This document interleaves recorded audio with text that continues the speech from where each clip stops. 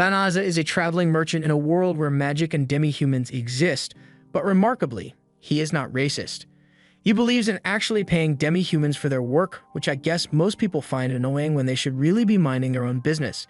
It would be great if people didn't discriminate against demi-humans and would just live in peace with them, but that would mean giving up all that free labor, so Banaza is the only one who supports them. By complete chance, Banaza seems to have been summoned to another world to become their hero, but as he appears in the summoning circle, he is totally confused by what's going on around him. He is informed that he was summoned by the kingdom of Exiled to help them in the battle against the Dark Army since he is a hero candidate, but Banaza corrects them by saying he is not worthy of the title of hero. He thinks there may have been some kind of mistake, but the people around him ignore everything he says and call for a magic orb to be brought up onto the circle by one of the maids. They tell Banaza that the orb will analyze his abilities, and when a hero candidate is summoned, in exchange for having their level reset to 1, the hero candidate is usually given a divine revelation. This is an ability that gives 1 strength that wouldn't be attainable through normal training, however, Banaza just doesn't have 1. And on top of that, his stats are slightly below average for this world, so the summoners start thinking they may have failed again somehow. Banaza can't say he's surprised by the results since he already knew he wasn't particularly special, but they didn't have to rub it in like that. Since he clearly doesn't meet their expectations, he starts asking to be sent back to his original world, but he gets cut off by the fanfare going on in the summoning circle next to him. The people who summon the other guy praise him for having exceptional stats indicative of a true hero, so everyone ditches Banaza and flocks to the side of the new hero to praise him as well. The other guy takes a look at the stats on Banaza's screen, and once he gets a frame of reference for how good his stats truly are, and he immediately lets it go to his head that he is the chosen one. A party is thrown where the king officially appoints the blonde guy as the hero of the kingdom, and while the celebration is going on, Banaza is left on his own. He has never heard of any kingdom called Exiled before, so he wonders if he is really in another world after all. Regardless, his priority right now should be getting himself back to his original world, but that's going to be difficult since when he finally gets to meet with the king, he is told that the gate connecting to his world has been closed, so there's no way they can send him back now. But not to worry, because they plan to compensate him by kicking him over to a plot of land that they don't use so they never have to see him again. Also, the kingdom messed up by summoning him here and not being able to send him back, so they tell him that he is not allowed to tell anyone about what happened here. With that, Banaza was loaded up into a cart in a rough manner and sent on his way to his new residence in the middle of nowhere. Along the way, Banaza tries to start a conversation with the lizard man who was driving the cart, but the lizard man had been told that he wasn't allowed to speak to Banaza at all, so he declines answering any questions. Banaza tries to get him to open up by asking if he has a slave contract with the king, but the lizard man finds the notion preposterous because slavery was abolished here years ago. He may not get paid the best salary, but he's not a slave to anyone. Humans and demi-humans live in peace here, so there's very little discrimination between them. 20 days into the journey, Banaza has arrived at the Delaveza forest. Once he gets out of the cart, the lizard man hands him a bottomless bag that the king provided him with. It should have enough food and money for him to last a while out here, but before he leaves, the lizard man turns back to him and warns that the demon lord's army is known to be active around this area, so in his personal opinion, Banaza should get out of here as soon as possible if he wants to live. As the lizard man leaves, Banaza is grateful for the warning. Even if he told him to run away, where exactly could he go when he doesn't know anything about this world? He takes a look at the bottomless bag he had received, and thankfully, it works the same way as the ones back in his old world, so he's able to use it.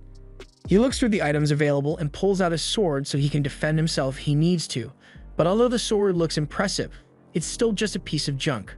Banaza then notices a few slimes approaching, but since in his world, slimes were passive mobs, he didn't think these ones would be any different. He was wrong. The slimes attack him and he is forced to slash through all 3 of them to save himself. However, the cheap sword is already broken from just 3 strikes. Banaza is now unarmed. He gets a notification telling him that his level has increased from 1 to 2, and when he checks his stats, they all change to this weird sideways 8 symbol. But it's not like he could have gotten infinite stats from just killing 3 slimes. He is also shown that he can now access the voice guidance system, so he initializes it and is shown all the spells that he now has access to. But it's a little too much information for him all at once. The system also warns him that the bottomless bag he was given has a monster-attracting spell on it, which is probably why slimes decided to attack him against their normal behavior. That, coupled with the fact that he was only given the cheap sword to defend himself, means the king is trying to get him to die out here. The system tells Banaza that he is able to remove the spells on the bag if he wants, so he does so, and the bag is once again safe to carry around.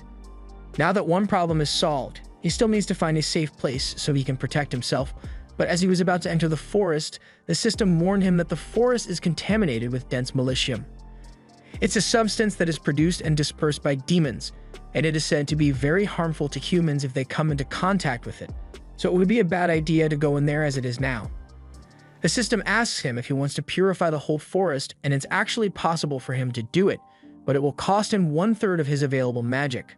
Since he is being forced to live here by the kingdom, Banaza thinks he might as well make this place as livable as possible, especially since he has no other use for his magic anyway, so he accepts the terms and a blinding white light is emitted as the whole forest is purified.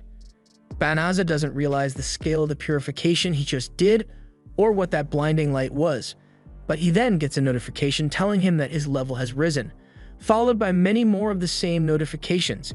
Meanwhile, over in the castle, the princess is pleading with the king to reconsider his decision regarding Banaza since it is their fault that he couldn't return to his world in the first place. So it's not right to send him to that forest knowing it is an almost guaranteed death sentence. The king doesn't see anything wrong with his actions since he views Banaza as an unworthy piece of trash that was too weak to become their hero. But the discussion is soon interrupted by a messenger who has come to inform the king that the highest level holy magic of purification has just been used within the kingdom. The king immediately believes it to be the work of the blonde hero since he had set out towards the south to take on the demon lord, but the messenger reports that it couldn't have been him since the purification magic didn't come from the south, but rather the northern Delavisa forest. Back to Banaza, the level up notifications have finally stopped and he is now level 367. But he doesn't know how he got to this point when, to the best of his knowledge, he hasn't killed any monsters yet. He assumes he might just gain experience from the act of using magic, so he turns off his level up notifications because it would be annoying to have to listen to that many notifications over and over. He also checks on his magic levels, and all the magic he had expended for the purification has already replenished, giving him the false impression that his magic levels are really low since they regenerated so quickly. Moving on, he still has to figure out something for his living situation, but he was banned from living in any town, so he doesn't know what to do. The system suggests that he uses some shape-shifting magic to disguise himself so no one can recognize him. Banaza thinks that's a great idea, so the system asks what gender he would like to disguise himself as, so Banaza let his intrusive thoughts take over for a bit and chooses to become a girl, and he's kinda hot. However, after fawning over his body, he starts taking things seriously and transforms into something he can be comfortable with. With his new body, he can now hide in plain sight since no one will recognize him as Banaza, so the system suggests that he use teleportation magic to return to the royal capital. He activates the teleportation magic and is moved to the capital, but since it worked well enough to get him here, he attempts to use it to send him back to his original world, but he has no such luck this time. Since he's going to be stuck here for a while, he's going to need to find a way to make money. And since this world seems fairly similar to his former world, he wonders if there's a guild he can register at.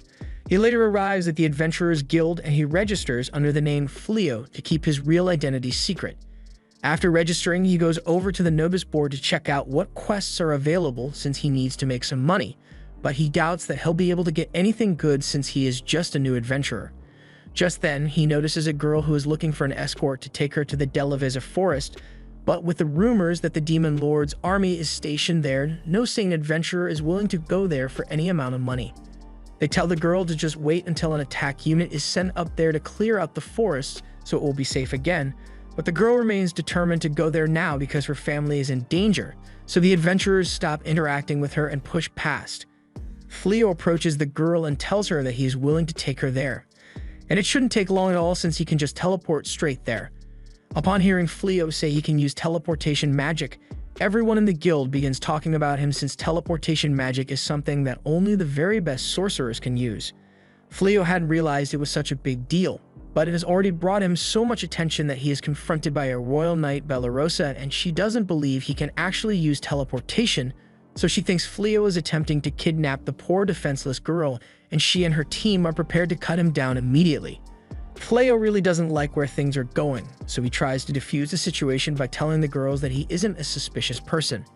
Sure, he may be able to use abnormally high-level magic, and his identity of Fleo hasn't existed until about 10 minutes ago, but he's done nothing wrong. If they really don't trust his intentions, then he offers to have the knight's party come along so they can ensure that the girl won't be harmed in any way.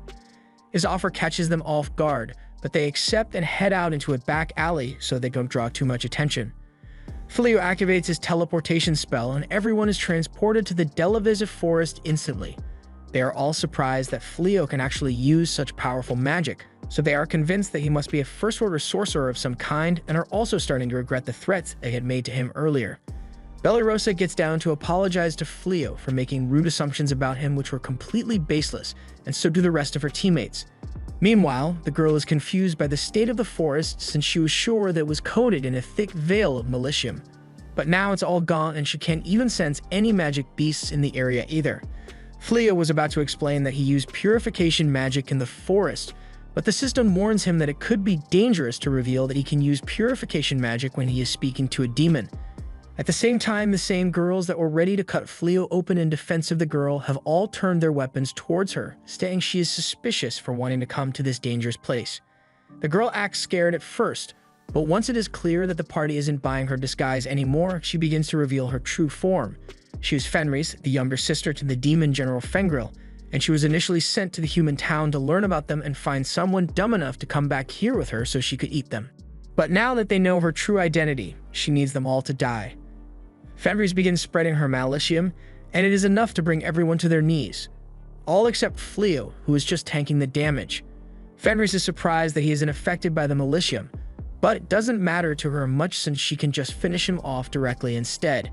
She attacks Fleo, but he manages to dodge out of the way at the last second while carrying Bellarosa. He can't protect everyone and fight at the same time, so he uses teleportation magic to send everyone away and faces Fenris alone. He still doesn't know why he had to end up here, but there's no way he is going to let himself die before he gets the chance to do anything in this world, so he's going to throw every spell the system has available at Fenris. As Fenris attacks him, Fleo activates a skill that allows him to leap really high into the air, and he surprises even himself with how much force he was able to generate just now. Fenris attempts to attack him again, so he selects another spell and creates a rock wall for defense. He continues to just spam spells at her until he casts a gravitation spell that pins Fenris to the ground. He knows he's got to do something to take advantage of the opportunity he's got right now, but he doesn't know how to permanently deal with a demon like her. So the system offers a helpless suggestion and asks if he has considered a little something called slavery. Fleo is an advocate for free will and all, so enslavement is the last thing he would ever want to force on someone else, thus he refuses to use the subjugation spell. Fenris attempts to use her magic to get herself out of the gravity spell, but the system negates it and once again suggests that Fleo gives slavery a try. This goes on for a while with the system really trying to convince him that making Fenris a slave is a good idea, but he has his principles and won't compromise on them. While Fleo was arguing with the system, Fenris had gone through every spell she knows and they were all negated, so she has run out of magic and surrenders herself to Fleo. Without the strength to fight back, she is as good as dead already, so she asks him to end her life quickly.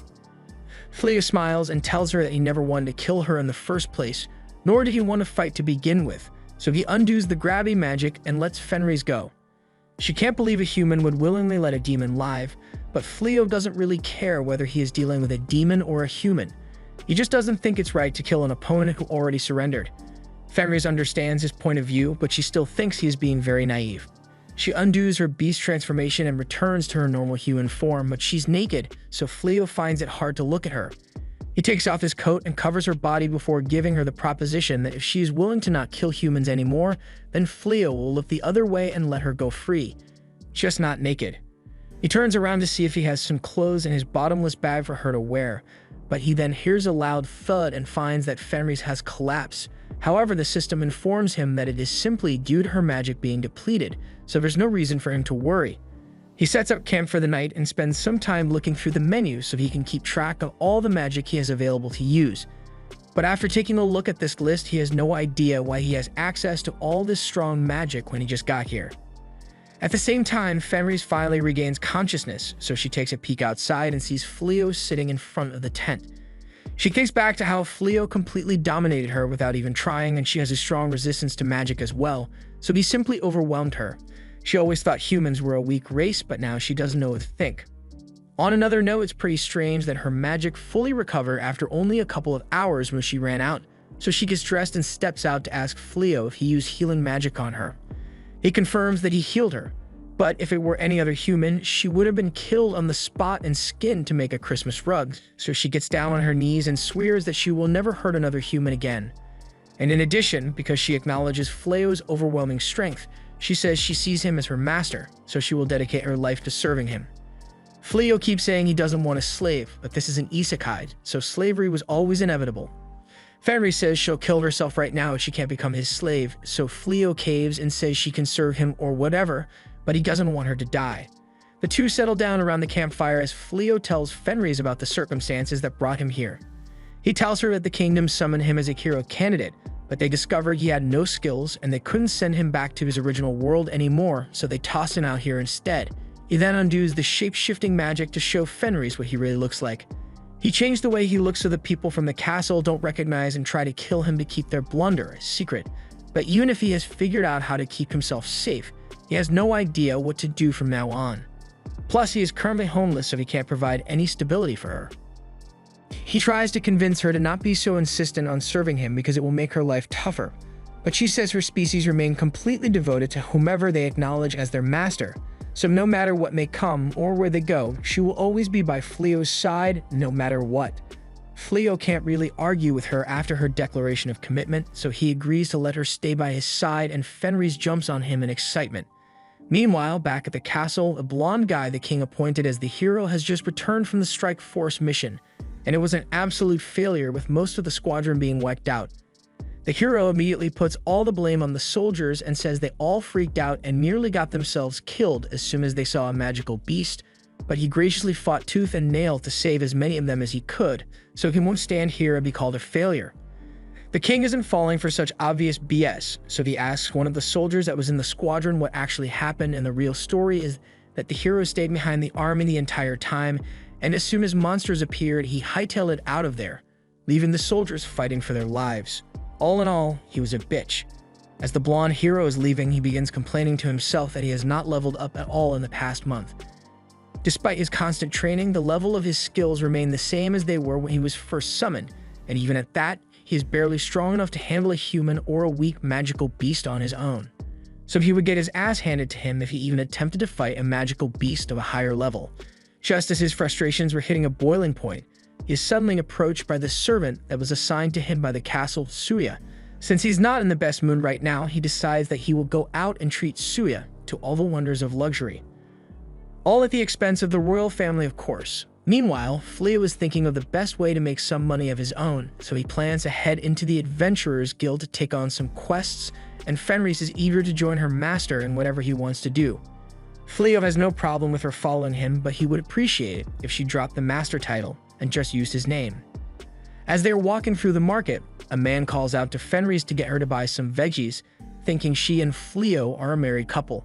It's an honest misunderstanding, but now that he thinks about it, Fleo believes it may be easier to travel around this world with Fenris if they acted like a married couple, but only if she's okay with being married to him.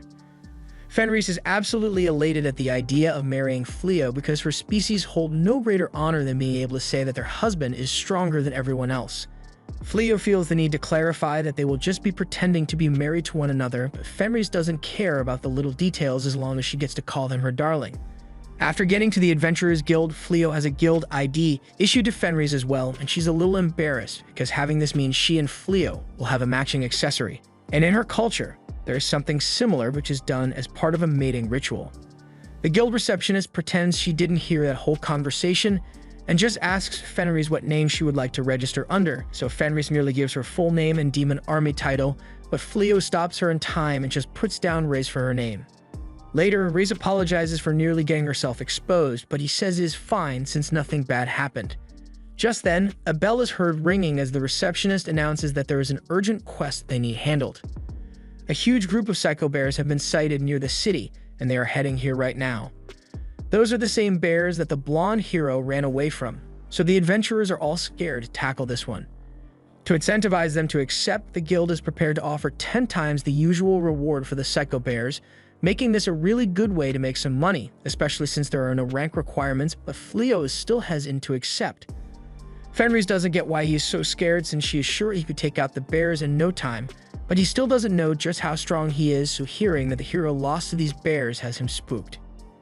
To prove to him that he is actually really powerful, Fenris decides that she will go out and fight the bears herself, and if she wins, then it will be proof that Fleo is superior to the hero since he is already confirmed to be stronger than her.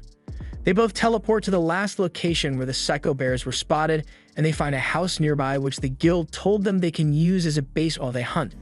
Fenris is glad Fleo decided to come with her, but she lets him know that she can handle a couple of psycho bears by herself. Even if she is confident in her abilities, Fleo can't bring himself to just let her do it on her own, and besides, there was a spell he wanted to test out, so he might as well do it here. Just then, they hear screams coming from over the cliff, so they rush over to see if someone is in trouble. They find a group of psycho bears attacking that adventuring party that Fleo teleported away while he fought Fenris. Fenris still doesn't like them, so she suggests they just pretend like they didn't see anything and come back for the bears later.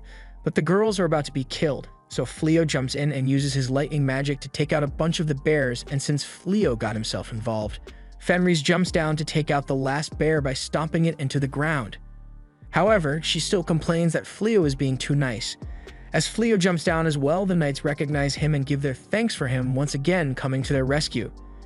Fleo introduces Riz to them as his travel companion, which upsets Riz because he didn't introduce her as his wife. A moment later, a giant psycho bear sneaks up behind Riz and tries to attack her. But since she's in a bad mood right now, she simply stares at it, and the bear realizes that it does not want to fight anymore.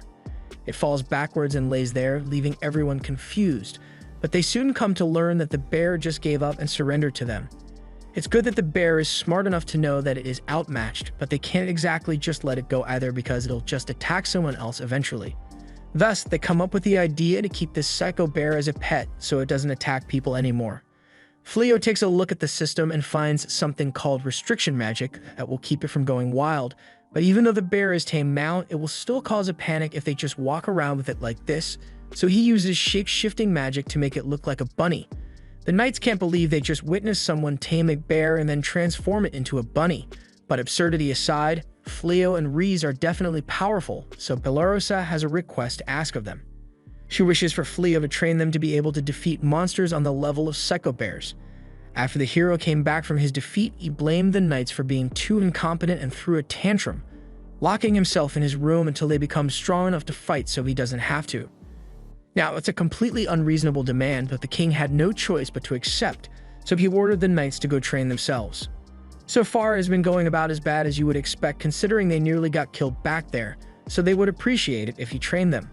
Fleo doesn't know how to respond since he doesn't really understand how his magic works in the first place. He really doesn't want to have to go through the effort of training them, so he tries to use Riz's bad mood as a reason to back out. He tells the knights that she's actually his wife, and he really just wants to spend time with her, so he can't help. But once Riz hears him call her his wife, she becomes so happy that she agrees to have Fleo train the knights. Since there's no backing out, Fleo warns them that he isn't confident in his teaching skills, but he'll try his best to help them regardless. Meanwhile, over in the Demon Kingdom, the Dark One receives a report that there is an individual who possesses magic strong enough to instantly purify the entire Delevisive forest, so the Dark One orders that he be captured at any cost. The next morning, Fleo wakes up to find Riz just staring at him while he sleeps, and when asked why she is doing so, she answered that they are a married couple now, so it is perfectly normal for her to stare at him while he sleeps. We get a flashback to the previous night when Riz was fully prepared to be taken to Pound Town as Fleo's wife, but Fleo still hasn't come to accept this whole arrangement as reality, so he refuses to spend the night with her. Riz is a little hurt by his rejection, but Fleo assures her that it's not that he doesn't like her, but there are a lot of steps to be taken before baby making is on the table, so for now he plans to just sleep out in the hallway so that Riz can have the room to herself. But she counters by saying Belorosa and the others would start to suspect something was off about their marriage if Fleo refused to sleep in the same room as Riz. Therefore, Fleo concedes and now has to stay with her while they are here, but even if mating is off the table, Riz still wants to do wide things for Fleo, so she offers to help him get dressed for the day. Fleo doesn't need her help, but since it's a harmless gesture, he doesn't resist as she takes off his shirt.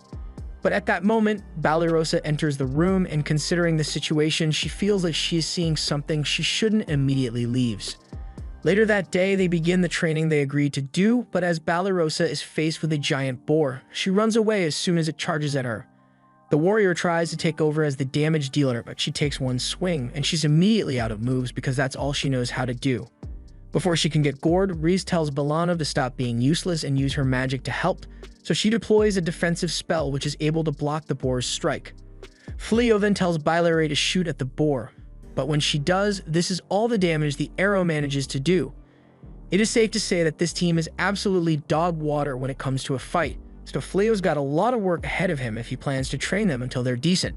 Since they are going to be here for a while, Fleo offers the girls a room in the house since he now owns it as part of his reward from the Psycho Bear quest. He couldn't exactly let them sleep on the floor forever after all, and they are truly grateful for his consideration. Just then, Riz comes in and tells everyone that she is done preparing lunch so they should come and eat. However, Riz has never been in a kitchen before, so the concept of cooking food is lost on her.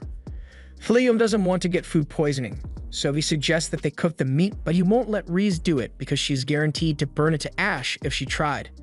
Balarosa offers to help him prepare the food as well, so after some time, a full meal is finally ready. Everyone thinks it looks great, so they compliment Fleo on his amazing cooking skills, but he can't take all the credit for this since Balarosa is a surprisingly good cook as well. Riz is getting jealous of all the praise Bali is receiving since she is meant to be the wife here. Bali is embarrassed by all the praise and explains that she is actually better at cooking than she is with a sword, which everyone already knew. She came from a fallen noble family and times were tough, so they couldn't afford to hire a chef, so Bali had to learn to cook her own food. Everyone digs in, and the food is as delicious as it looked, but Riz is still having trouble trusting it since she is strictly anti-vegetarian. However, since Fleo was the one who made that salad, she gives it a try, and it's not that bad. Later that day, Fleo takes all the excess boars they killed while hunting into the guild to be assessed, and he is starting to get some attention for how easy he makes it look to take those giant things down. They are waiting to have their boars assessed by the guild, so Riz asks Fleo if it would be alright if she headed into town for a bit. He doesn't have a problem with it since she says she has some business to attend to, and gets approached by a guild employee named Leolith, who wants to discuss some things anyway, so he says they should meet back here once she's done. After Fleo leaves, Riz is determined to begin her training arc of everything gourmet. Meanwhile, Fleo speaks with Leolith, who tells him that he has become quite famous in town for his incredible accomplishments, and tales of his strength have reached all the way to the palace, so an offer is being extended to him so he can work under the hero. He would be appointed as an honorary knight and help in finally defeating the Demon Lord, but having to deal with the palace again sounds terrible to Fleo. To the people of this world, helping defeat the Demon Lord would be the highest honor imaginable, but Fleo isn't from this world, so why should he give a damn?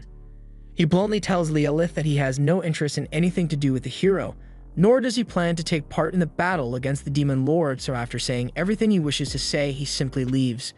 As he steps outside, he finds Riz waiting for him, but she looks like she got caught in a fire, so he is really worried for her well-being. In the time she was gone, she tried to take a cooking class in order to win Fleo's love, but she underestimated how hard it is to follow a recipe and things didn't turn out so well. However, she is still determined to keep trying until she can make a meal that doesn't qualify as charcoal. And over in the castle, Blondie is intent on getting these amazing adventurers in the guild he has heard so much about to join him so he can get them to do all the hero work for him instead. As a result, for the next month, Fleo and Riz have been receiving unsolicited requests to work under the hero, but they are rejected immediately every time. It has gotten so annoying that Riz is considering taking a more violent approach to the rejections so they don't come back, but Fleo knows the messenger is just doing his job, so he shouldn't have to suffer the consequences. More importantly, they have to return to training Bali and the others. As he heads to the backyard, he finds Blossom tending to the garden, and it is really flourishing under her care because she wants to do something as thanks for all the help he has given them. Which is nice and all, but she has been using this as an excuse not to train her sword skills for a while now. Out in the forest, Riz is trying to get Bylary to try firing arrows at a living target like an archer is meant to. But Bylary is too chicken to fire any arrows at the actual chickens because she thinks they are so cute, so Riz tries to persuade her with a counter-argument. They could eat fried chicken if she shoots it. Bylary still refuses to do it, so her training has hit a dead end. Meanwhile, Bolano is on the brink of passing out due to mana exhaustion. So Fleo came up with the idea to make a ring that can increase her magic capacity so she won't pass out after using her magic once. She is grateful for it. But she lets the intrusive thoughts and feelings she has for Fleo take over for a second and tries putting it on her ring finger. But Reese puts a stop to that real quick because she won't stand for any competition as Fleo's wife. Just then, Ballyrosa calls out for Fleo in a panic because she is losing to a caterpillar, but Reese stops this as well since she won't let Bally get any more attention from Fleo. After they are done with training, everyone heads inside to eat, and even though the food was made by Riz, it actually looks edible now. Fleo asks when she managed to learn how to cook so well, so Riz admits that she took many cooking classes and set a lot of buildings on fire, but it was ultimately worth it for her to be able to cook for Fleo. Meanwhile, out in the woods behind the house, a demon girl is spying on them and she is certain that Reese is definitely the same feared and powerful demon that she knew, but she's fawning over a human so something doesn't add up for her. Fortunately, she'll have the chance to ask about it directly since Reese has found out Euliminez was spying on her. Euliminez is brought inside where Fleo pours her a cup of tea, but Reese isn't interested in entertaining their unannounced guest. So she immediately asks what Euliminez is doing here since she certainly didn't come here to play as a confederate of the Dark One. She explains that she was sent to investigate this area, but then she saw Reese here, so she wanted to figure out what she was doing. Reese in turn explains that she is living there with her husband now, and Euliminez is shocked to hear that Reese has already gotten married, but she doesn't intend to do anything to ruin it for her though. Euliminez takes another sip of tea. She can't believe Reese actually changed so much in the time she's been gone. And another thing she finds strange is Fleo. He seems way too calm considering he's sitting with a demon confederate of the Dark One and Euliminez is unable to analyze his stats with her skill at all. Even the Dark One can't hide his stats from her, so Fleo must be a force to be reckoned with. She changes the subject and talks about how things around here have been changing for a while now, like how the Delavisa forest suddenly became devoid of all magical beasts overnight. Hearing this, Fleo finally recalls the purification spell he used in the beginning, and since all of his other spells seem to be crazy powerful, his purification must have succeeded in purifying the entire forest. Euliminez takes a moment to process what he just said, because if he really did purify the forest, then that means he is the one who killed Fengril and his entire army. In other words, he killed Fenrir's brother, and Euliminez can't believe Fenris would choose to marry him even when she knows he is the reason her brother died. Reese tells Euliminez to shut up for a second since all the accusations on Fleo are getting annoying, but when Fleo asks if she was aware that he killed him, Reese confirms as much. There aren't that many people in the kingdom who are capable of using purification magic on such a large scale, so it was kind of obvious that only Fleo could have done it, but in the end, Fengril was a proud warrior, so he wouldn't want his death to be pitied, even if it was caused by a ridiculous powerhouse like Fleo. And besides, if he didn't want to die, then he shouldn't have let himself get killed. Reese fell in love with him for his strength, so regardless of who he has killed, her feelings about him won't change one bit. Just then, they realize that their entire conversation was overheard by the knights, so they now know that Reese is the same demon Fenris that nearly killed him in the beginning. So they are all even more scared of her, especially Bylary. Seeing that Fleo is a major threat to the Dark Army, Euliminez asks if she can have a match with him so she can see how strong the man Fenris Mary truly is. She believes she can take both of them down at once this way, but Reese isn't going to let it happen because she thinks Euliminez is trying to steal her man. Fleo eventually agrees to the match, and the rules are set so that magic is allowed and it will go on until someone surrenders. Euliminez thinks she has this in the bag as she leaps into the air and casts one spell to distract Fleo, while another one comes from below. However, Fleo dispels both in an instant and counters with his own spell which ties Euliminez up in the air. She is unable to move or defend herself, so she surrenders. The next day, Fleo has a much-needed talk with the knights and apologizes for not telling them who Reese actually is because he thought it would cause trouble. He understands if they wish to report him to the castle, but Fenris tells them that she has completely devoted herself to Fleo, so she isn't a part of the Dark Army any longer. Bally agrees that they would normally have to report this to the castle, but given the fact that Reese isn't a threat anymore and has been helping them for the last month, they may just forget to mention this to the king. Reese is glad to hear this, but then her attention is drawn outside as Euliminez has returned and she's being a sore loser, so she brought a whole dragon army to defeat Fleo. However, instead of fear, Fleo is more so amazed because this is his first time seeing dragons in person. Euliminez orders the dragons to fire at him, so Fleo counters by striking them all down with his magic. In an instant, the strongest dragon army of the Dark One has been reduced to a pile of bodies, and the ones that manage to survive mope the hell out of there since they aren't getting paid enough for this. Blossom tells him he is amazing for being able to handle that many dragons at once, and if she knew it was going to be that easy, she would have thrown her hoe at one of the dragons so she could get the Dragon Slayer title, but Fleo doesn't see a reason why she can't still try. He tells her to throw her hoe at one of the dragons, and as she does so, he buffs the attack, making it powerful enough to pierce through a dragon's neck.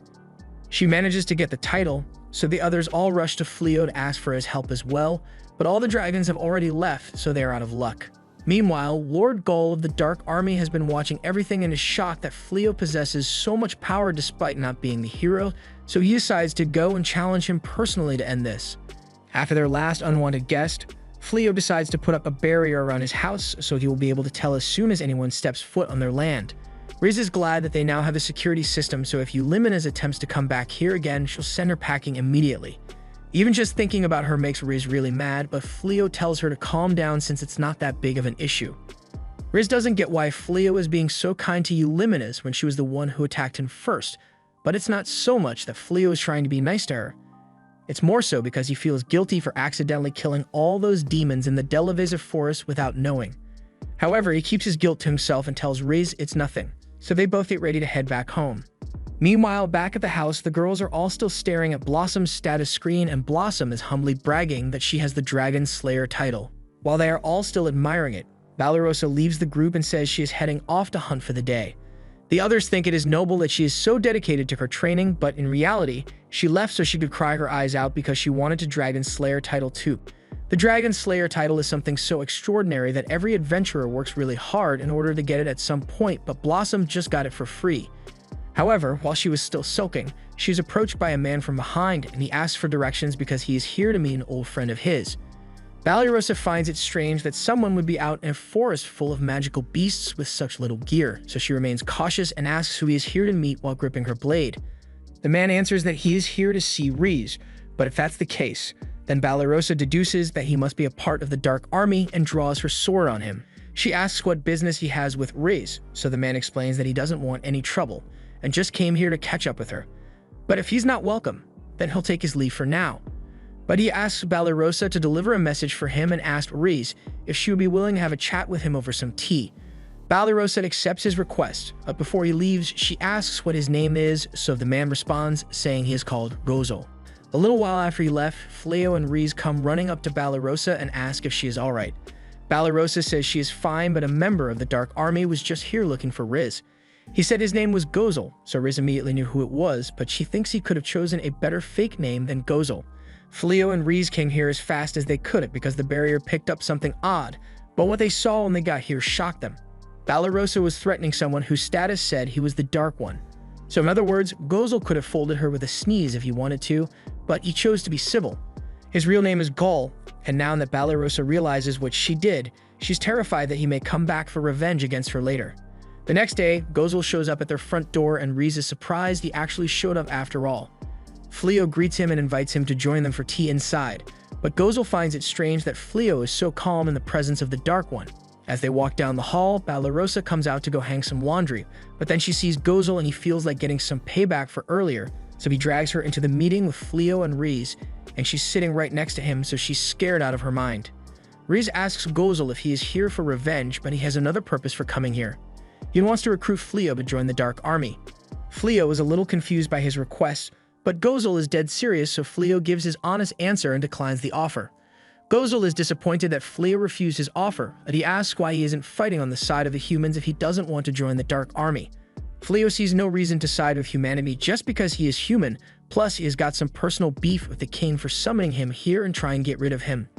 On top of that, he doesn't even know the reason for this whole war since he's not from this world and no one ever explained it to him.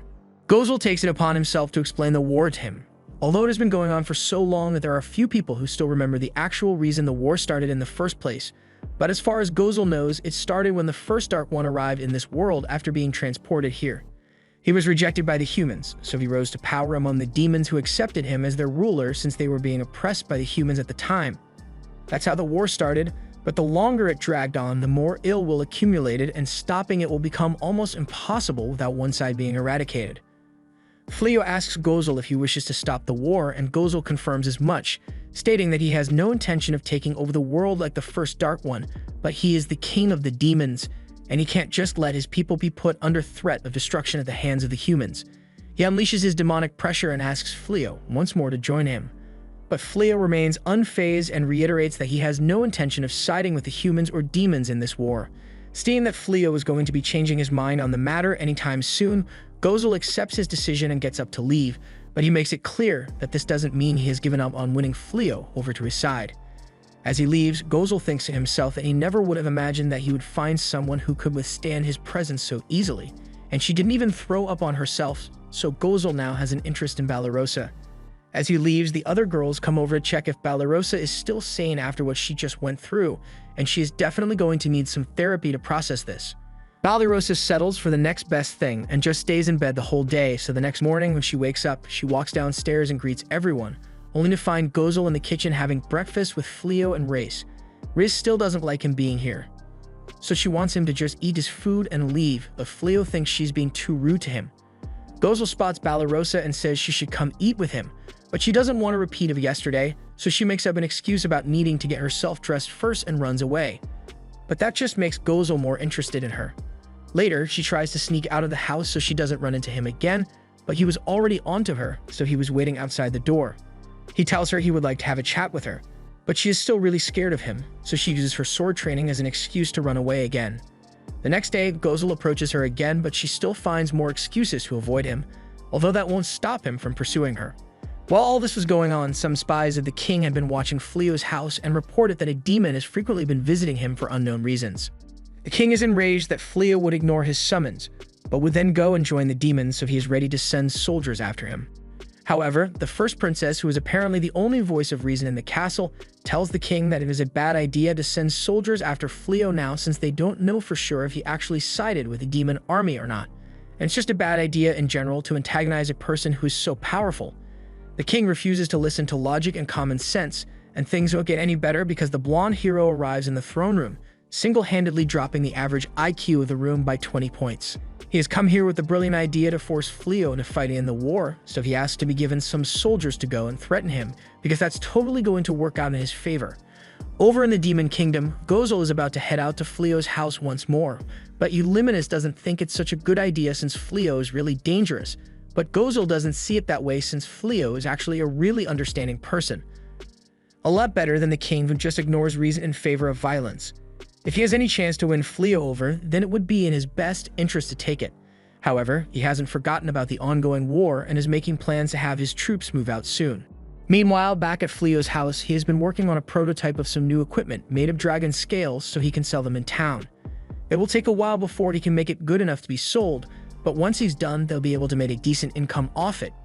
Riz asks Fleo if he's sure he made the right decision in rejecting the king's offer to fight, because at least that way he would receive far better rewards than anything he gets now, and he wouldn't need to worry about money. It wouldn't have been hard for him with the abilities he possesses, so she asks if he chose not to fight the demon army because she is a demon. Fleo tells her that it's not because of that, but rather because he knows he possesses incredible power, so he could probably destroy the human or demon kingdom if he wanted.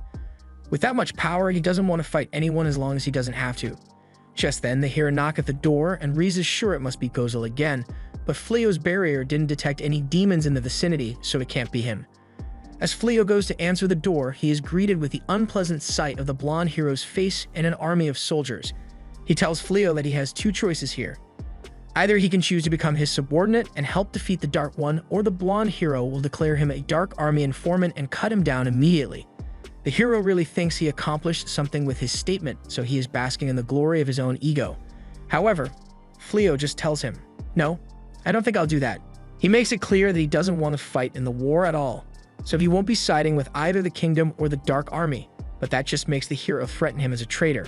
The girls speak up and say it's unfair to decide that on his own since Fleo is most certainly not a traitor, but that's exactly what traitors would say, so he threatens to arrest all of them for treason as well. Since he went and involved everyone else in this, Fleo decides that if he can't stay here without fighting, he'll just go somewhere else. If Fleo is leaving, then everyone else says they will go with him as well.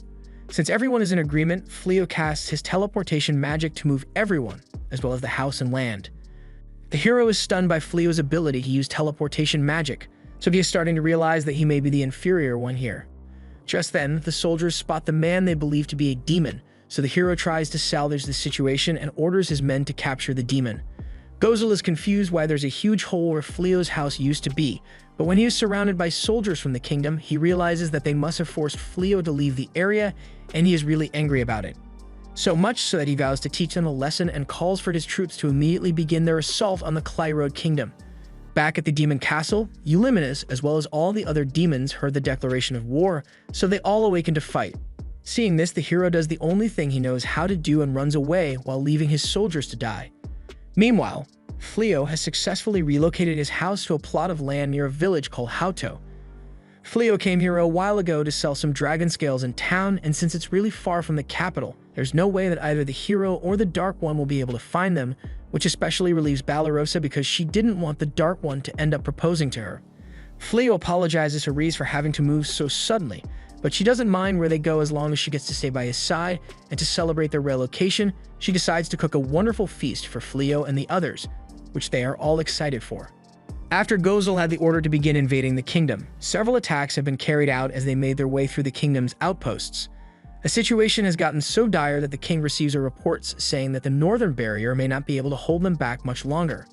It's at times like this that the kingdom would need their hero to stand up and fight for them, but unfortunately, the wimp went and locked himself in a fortress on the other side of the country so that he wouldn't have to fight. The king expected as much from that coward, but he's the best they got, so he orders for him to be summoned here immediately. In the meantime, he orders for the mages to be assembled in the capital so they can cast a purification to handle the demons, but that plan isn't without its own risks, since if the northern stronghold were to fall while they were casting the spell, they would be completely defenseless. Meanwhile, outside the kingdom's barrier, the Dark One is overseeing the invasion efforts when he receives a report from his subordinate Greenel, who tells him that the preparations he asked for have been made. Hearing this, Gozel tells Euliminus that it's time to withdraw from the battlefield, but she is confused about why he wants to retreat when they are the ones with the advantage here. Gozel explains that the king is likely planning to use large-scale purification magic soon, and he doesn't want any of his demons getting eradicated by it. So as the king and his mages all gather together to cast the purification spell, they indeed manage to activate it, but it helps them kill a total of 0 demons since everyone already left. On to more interesting topics, Fleo is still on the other side of the country from the war and has just returned home to Reyes, who is really happy to see him, almost a little too enthusiastic, so Fleo is feeling slightly concerned. Everyone gathers for dinner, and Reyes asks Fleo how business went today and if he managed to find any buyers for his wares, but he hasn't really gotten to advertise any of his products yet since he is still just scoping out the competition. He needs to know what the average quality and prices are for this area before he does anything, and Blossom seems to have been considering selling her vegetables in town as well to at least pay Fleo back for letting them live here for free. Fleo assures them that he doesn't require payment for their accommodation. Meanwhile, over in the castle, the priest tells the princess that the purification spell they cast will have an effect for the next 3 months, so during that time, the demons won't be able to continue with their attacks. However, if things go on like this, the kingdom won't be able to hold out. Many of the mages have been sent into comas from having their mana depleted after casting the purification spell, and they'll need at least 2 or 3 months to recover. And while the king is respectable for doing his part to activate the spell, it also left him in a state of incapacitation, so he won't be able to do any more until he recovers. As such, until he wakes up, the princess will assume the duties of ruler, and the first thing she's going to do with her new authority is fire the blonde hero from his position as hero. The kingdom was on the brink of destruction a few moments ago, and yet the hero didn't bother to lend his aid, nor did he even leave the stronghold he is hiding in. The retainers are all hesitant to agree since they can't go to war without a hero, but it's not like the current one was being them any help, so they ask if she wants them to begin preparations for another hero summoning. Unfortunately, with most of their mages down for the count, they aren't going to be able to complete another summoning spell, so they'll need to consult the oracle for help. A while later, the former blonde hero has just received the news that his hero status has been revoked, so he is now just the blonde loser.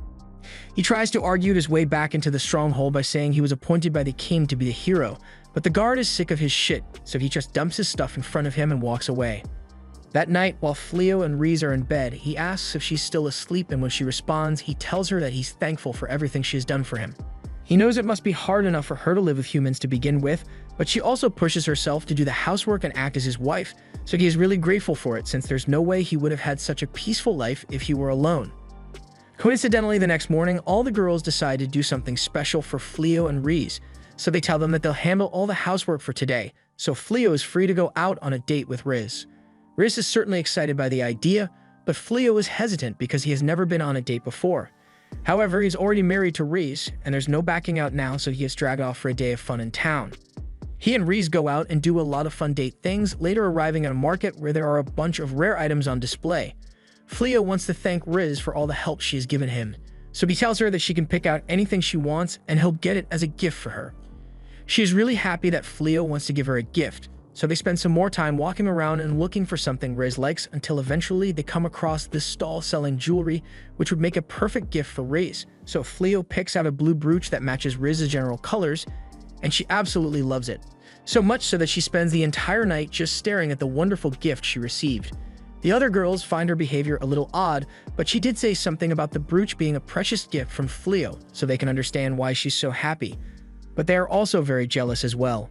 Later that same night, Fleo was in bed trying to sleep, but he felt two soft things pressing up against his body, so he opened his eyes and found Riz hugging him tightly. He is embarrassed that he's now sharing a bed with Riz, so he asks her what exactly it is that she's trying to pull, but then he realizes that she's already out cold from exhaustion, and they did have a pretty packed day together. Meanwhile, the blonde loser has somehow managed to break into the castle treasury unnoticed and is currently digging through the stockpile as a last-ditch effort. His side piece is still sticking beside him mostly because she wants to see what happens and if the blonde loser can somehow regain his status. And rather than just accept that he's no longer the hero and do something like steal a chest full of valuables to live the rich life, he is instead searching for the items in hopes of finding something that can kill the Dark One, as if the kingdom wouldn't have used it already if it was here. As he continues searching, he thinks back to the amazing magic he saw Fleo use to get away from him, and he is still frustrated by the idea that a commoner can use magic far greater than anything he can pull off. If only he were blessed by the plot armor gods, then maybe he could actually be capable of holding the title of hero. His rant of self-pity seems to have drawn the attention of some unknown entity, and this entity speaks directly to the blonde loser, telling him that he can grant him the immense power he wishes for, and all he needs to do is come into this spooky and clearly dangerous hidden. Inside, he finds a sword and a stone which the voice tells him to pick up, and if he does, he will receive the power he wants so desperately. There are a lot of red flags being raised, but the promise of power is too great for him to pass up, so the blonde loser pulls the sword from the stone, and immediately after, he is blown back. Once things settle down, a woman named Hayat is standing before him, and she proclaims herself to be a djinn who commands light and darkness before asking if the blondie is the one who freed her from her prison. He is scared at first, but once he understands the situation, he stands up and confirms that he is the one who set her free. Haya is thankful for his service, so she promises to grant him any 3 wishes he desires, and with a promise of anything he wants, Blondie knows exactly what he wants to do. Meanwhile, back in the castle, the princess has summoned the Oracle Ashura to assist her in saving the kingdom, and since they don't do this often, Ashura knows shit must have hit the fan really bad. The only thing protecting the kingdom right now is the effects of that purification spell, so they need to figure out what to do before it wears off. The princess wants Ashura to try and look into the future to see the best course of action, but before Ashura can look into the future, black collars appear around the heads of everyone in the room. No one understands what's going on since they can't take the collars off, but the princess knows exactly what this means, so she orders the guards to go down to the treasury because someone is down there messing with powers they don't comprehend. In the meantime, Ashura explains that the collars around everyone's necks are called the collars of sacrifice, and it is used by a particular djinn when she's granting a wish. The purpose of the collar is to take the heads off the victims once the wish is granted, but the people have no idea why anyone would use something so dangerous. The princess tells them that long ago, a former king of Clyrode had used the djinn to make a wish to defeat the Dark One of the time, but while his wish was granted, it is said that half of all living things on the continent were sacrificed as a result. Through the efforts of many of the greatest mages in the country, the djinn was successfully sealed away so that a catastrophe like that would never happen again. The seal isn't one that is easy to break, but it seems like whoever managed to free the djinn has already made a wish, and that means everyone here is doomed. The princess says they have time to live until the djinn grants this person's wish, so she asks Ashura to find out the best way to avoid dying here. Ashura understands and begins looking for a solution to their predicament, and a few moments later, she has found the answers to all their problems. To prevent the sacrifice from taking place, they need to find the true hero who has already been summoned. The retainers immediately guess that the true hero must be the guy they failed to recruit to their side, so they are ready to go contact Fleo, who is located in the west according to Ashura. The Goat Man wants to send every single soldier available to look for Fleo, but the princess knows they can't afford to divide the units that have been tasked with defending the kingdom, so instead, she says she will personally look for Fleo. Meanwhile, Fleo is in a weapon shop and has just shown his completed dragon scale shield to the owner, who's really impressed. He can tell that the weapon is made of genuine dragon scales, but it is rather rare, so Fleo makes an excuse about having a top secret supplier he acquires this stuff from. The shop owner agrees to buy this shield for any price that Fleo wants to sell it for, but under the condition that Fleo sell any other weapons he has in stock to his shop. Fleo is more than happy to agree to that, but he also has a request for the shop owner to direct him to the most trustworthy wholesaler he knows. The shop owner agrees to direct him to the best wholesaler he knows, and all the while, Riz and Balarosa are watching Fleo work and are really impressed by his negotiation skills. Balarosa, for one, is really jealous of Riz for having Fleo as her husband, but Riz gets jealous and was about to decapitate her on the spot for thinking about stealing Fleo from her. Balarosa tries to de-escalate the situation by explaining that she just meant she would love to have a man like Fleo. But if that's the case, Riz reminds Balarosa that Gozel is infatuated with her, so he's always an option, but Balarosa has mixed feelings about her admirer being the Dark One. Fleo exits the shop soon after and walks over to Balarosa to thank her for introducing him to this place. They start leaving and Riz expresses how wonderful she thinks it is that Fleo's business is going well, but she's a little sad that he will have less time to spend with her overall. So she asks that he try to make time for them to hang out together. Fleo is happy to make time for Riz, however, a moment later, he receives a warning from the system telling him that a djinn is approaching. He turns around and finds Haya floating there, and after confirming that the man before her is indeed Fleo, she prepares to fulfill the wish of Blondie. And that is to murder Fleo because he didn't have enough brain cells to think of something better. Riz realizes what's about to happen, so even though Fleo's system deploys an automatic defense shield, she runs out in front of him and ends up getting slashed in the process. Fleo is in shock from what he just witnessed, but all the djinn can think about is how she happened to miss her intended target, so this time she decides to fire spells all around in order to make sure Fleo dies, but his automatic defense magic is able to block it all. While he and Balarosa are panicking over Riz's fatal injury, he tries to use his healing magic to help her recover, but the system informs him that the wounds she has sustained are too grave to be healed. At the same time, the djinn casts her most powerful Origin of Light spell to take down Fleo, but once it is complete, not only is he unharmed, the system also manages to acquire the Origin of Light and Darkness magic. Fleo lets down Riz's corpse to stand up and fueled by rage. The only thing he says is that he will make sure Haya pays for what she has done. He wanted to protect Riz since she was there for him when he was all alone in this world, and while he may have only suggested their marriage so she wouldn't become his slave, she was far happier than he ever would have imagined she would be. And even though she knew that Fleo was the one who killed her brother, she still chose to love him. Yet, after all she has done for him, he still failed to protect her. So the only thing on his mind right now is making sure Haya suffers for what she has done. Fleo activates his time magic to return Riz's body to its original state, although it isn't able to bring the dead back to life, and Haya is shocked that a mere human would be capable of using such powerful magic. But she doesn't get much time to think to herself as Fleo punches her in the face. Haya is launched backwards, and she can't believe that someone would dare to punch a being that has mastered all forms of magic, but Fleo doesn't care about her fancy title and stomps her into the ground. She attempts to use Origin of Darkness magic to defend herself against Fleo, but he simply cancels it out and grabs her by the head. She is in utter disbelief at the fact that Fleo is capable of canceling it out, so as he picks her up by her head, she uses appraisal on him and sees that he has an infinite number of stats at his disposal. Fleo then slams her into the wall and gut punches the shit out of her, and no amount of defensive magic she tries can do anything to stop the attacks he is delivering.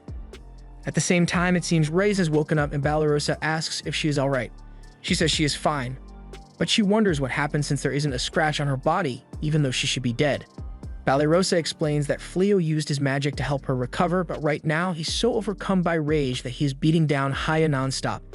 And if you thought Riz was going to try and stop him, you'd be wrong because she loves it. It makes her happy that Fleo is being so ruthless for her sake, and physical attacks shouldn't even be able to damage a djinn, but Fleo is powerful enough that rules don't matter and he can probably kill her with his bare fists. However, Riz then remembers the time Fleo spared her life and told her that he doesn't like fighting, and that he would rather not kill an opponent who has surrendered, so she is now having mixed feelings about Slip doing this for her sake. By now, Haya has had the confidence smacked out of her, so as Fleo grabs her neck to finish her off, she begs for him to spare her life, but mercy isn't an option here since Fleo still believes she killed Riz. However, before he can snap Haya's neck, Riz comes running up from behind him and says he should stop. She is really happy seeing him get so angry for her sake, but she can't let him break his moral code because of her. He has a rule about not killing someone who had surrendered to him, and she doesn't want Fleo to stop being himself.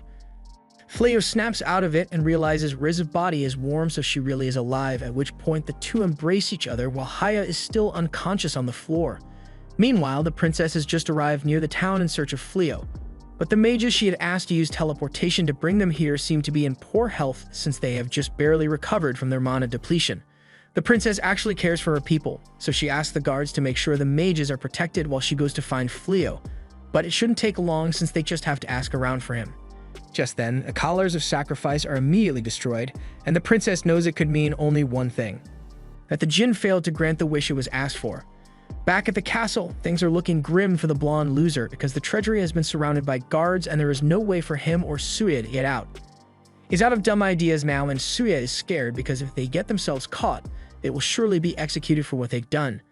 The blonde loser can't believe he got scammed by Haya since she ended up not granting his wish, but then another voice echoes out of the spooky hidden room, and it too is surprised that Haya could fail to grant a wish. The voice then grabs Suya and takes over her body since she hasn't had a physical body in over 100 years, and the first thing she does is change Suya's outfit to something she likes more. Blondie still hasn't figured out what is going on yet, so the woman introduces herself as Damalinas, the Grand Magnus of Midnight. And since Haya failed to grant his wish, she'll give him the great power he desires. Although she never said he was going to like how he gets his power. Damalinas then rides the monster Blondie out of the treasury and is ready to take revenge on all the nobles that sealed her away, but as she exits, she notices the teleportation circle that the princess used to go look for Fleo, and she assumes it must have been used to try and escape because they knew she was coming. So she flies off to eradicate every last noble in the land, including all their successors and descendants.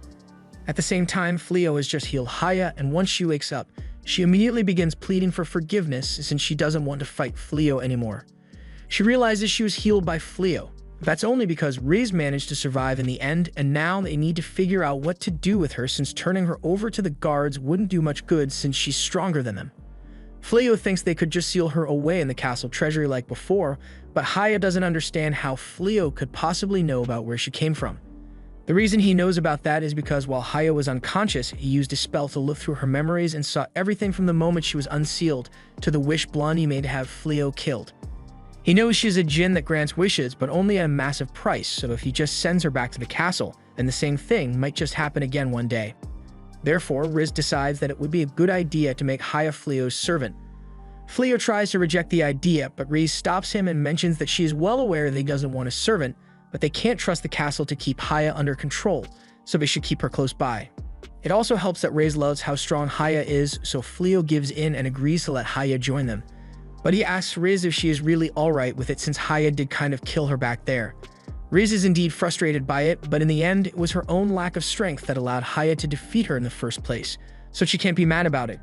Since Riz isn't angry at Haya, it doesn't make sense for Fleo to stay mad at her forever, so he extends his hand and says that as long as Haya promises to never take another life again, that he is willing to forgive her. Haya is stunned because humans are so unwilling to part with hate and resentment that they have desires that make them willing to sacrifice others. She takes his hand and pledges to serve him with every inch of her body and every ounce of power she possesses, and Fleo apologizes for taking things too far when he was fighting her. However, Haya tells him that there's no need to apologize for, since if she's being honest, she kind of liked it. Riz can sense some Fleo-related shenanigans brewing in Haya's mind, but Haya denies it. That aside, Fleo realizes that he has done quite a bit of damage to the town. But since time manipulation magic worked with bringing Riz back to life, he figures that it could probably restore the town back to its original state as well. However, before he activates it, Haya asks him never to use that kind of magic again. She explains that time manipulation is magic only for individuals within a certain range, but if care is not taken, then there could be discrepancies between those within the range and those outside of it. And that could easily lead to a lot of unforeseen consequences. As long as Haya is the one using it, she's able to narrow down the target to only one individual, but it was never meant to be used by a human. If that's the case, then Fleo asks why he has access to a spell like that, and Haya believes it is because he is a supreme being. As a supreme being, his skills are infinite, and with infinite skills, he is able to use a type of magic known as Epiphany, which allows him to learn any magic and all associated types of magic if it is used against him once. So when Haya attacked him, he was able to learn all the magic that a djinn is able to use, but as she mentioned before, using time manipulation magic is incredibly dangerous, so she asks that he refrain from using it again. Fleo agrees to not use that spell so carelessly, so instead he decides to just use a repair spell to fix all the damage to the town. Later, Flea returns home and introduces Haya to the rest of the girls, and they are all terrified of the idea that someone as powerful as her will be living here. Haya doesn't really have a home, so Fleo thought she might as well live here, but that doesn't put any one of the others at ease.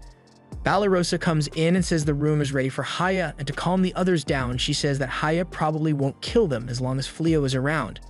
That night, Fleo has a lot of self-reflection to do since he broke his code of pacifism today and found out that he is some kind of supreme being, but then Balarosa finds him and asks if everything is alright since he is just sitting by himself. He says he's fine, apologizes to Balarosa for everything that happened today since she must have been terribly scared, but she says he has nothing to be sorry for.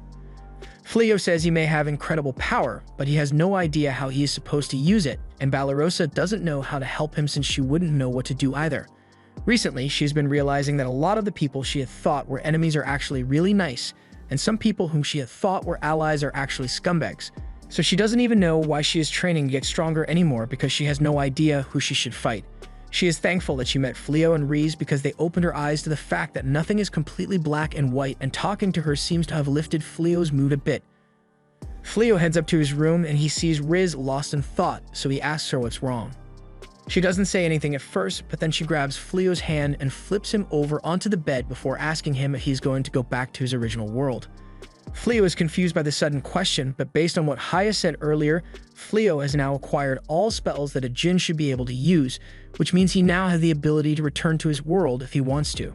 But if he is going to leave, Riz wants him to take her too. She doesn't care where they go as long as she is with him, and after realizing how much she wants to be with him, Fleo answers that he won't be going back to his original world. That world still has a lot of discrimination towards demi-humans, so it would be really hard for Riz to live there. But he also has no intentions of leaving her behind either. He asks her if she would like to become his real wife because earlier today when he thought Riz had died, he knows he had said it was just a fake marriage at the start, but he realized that he can't live without her anymore. Riz already thought of him as her real husband, but it makes her happy to hear him say he wants to be with her. So for the first time, the two share a kiss. A lot more was going to happen as well, but then Fleo realized that Haya is standing right behind them.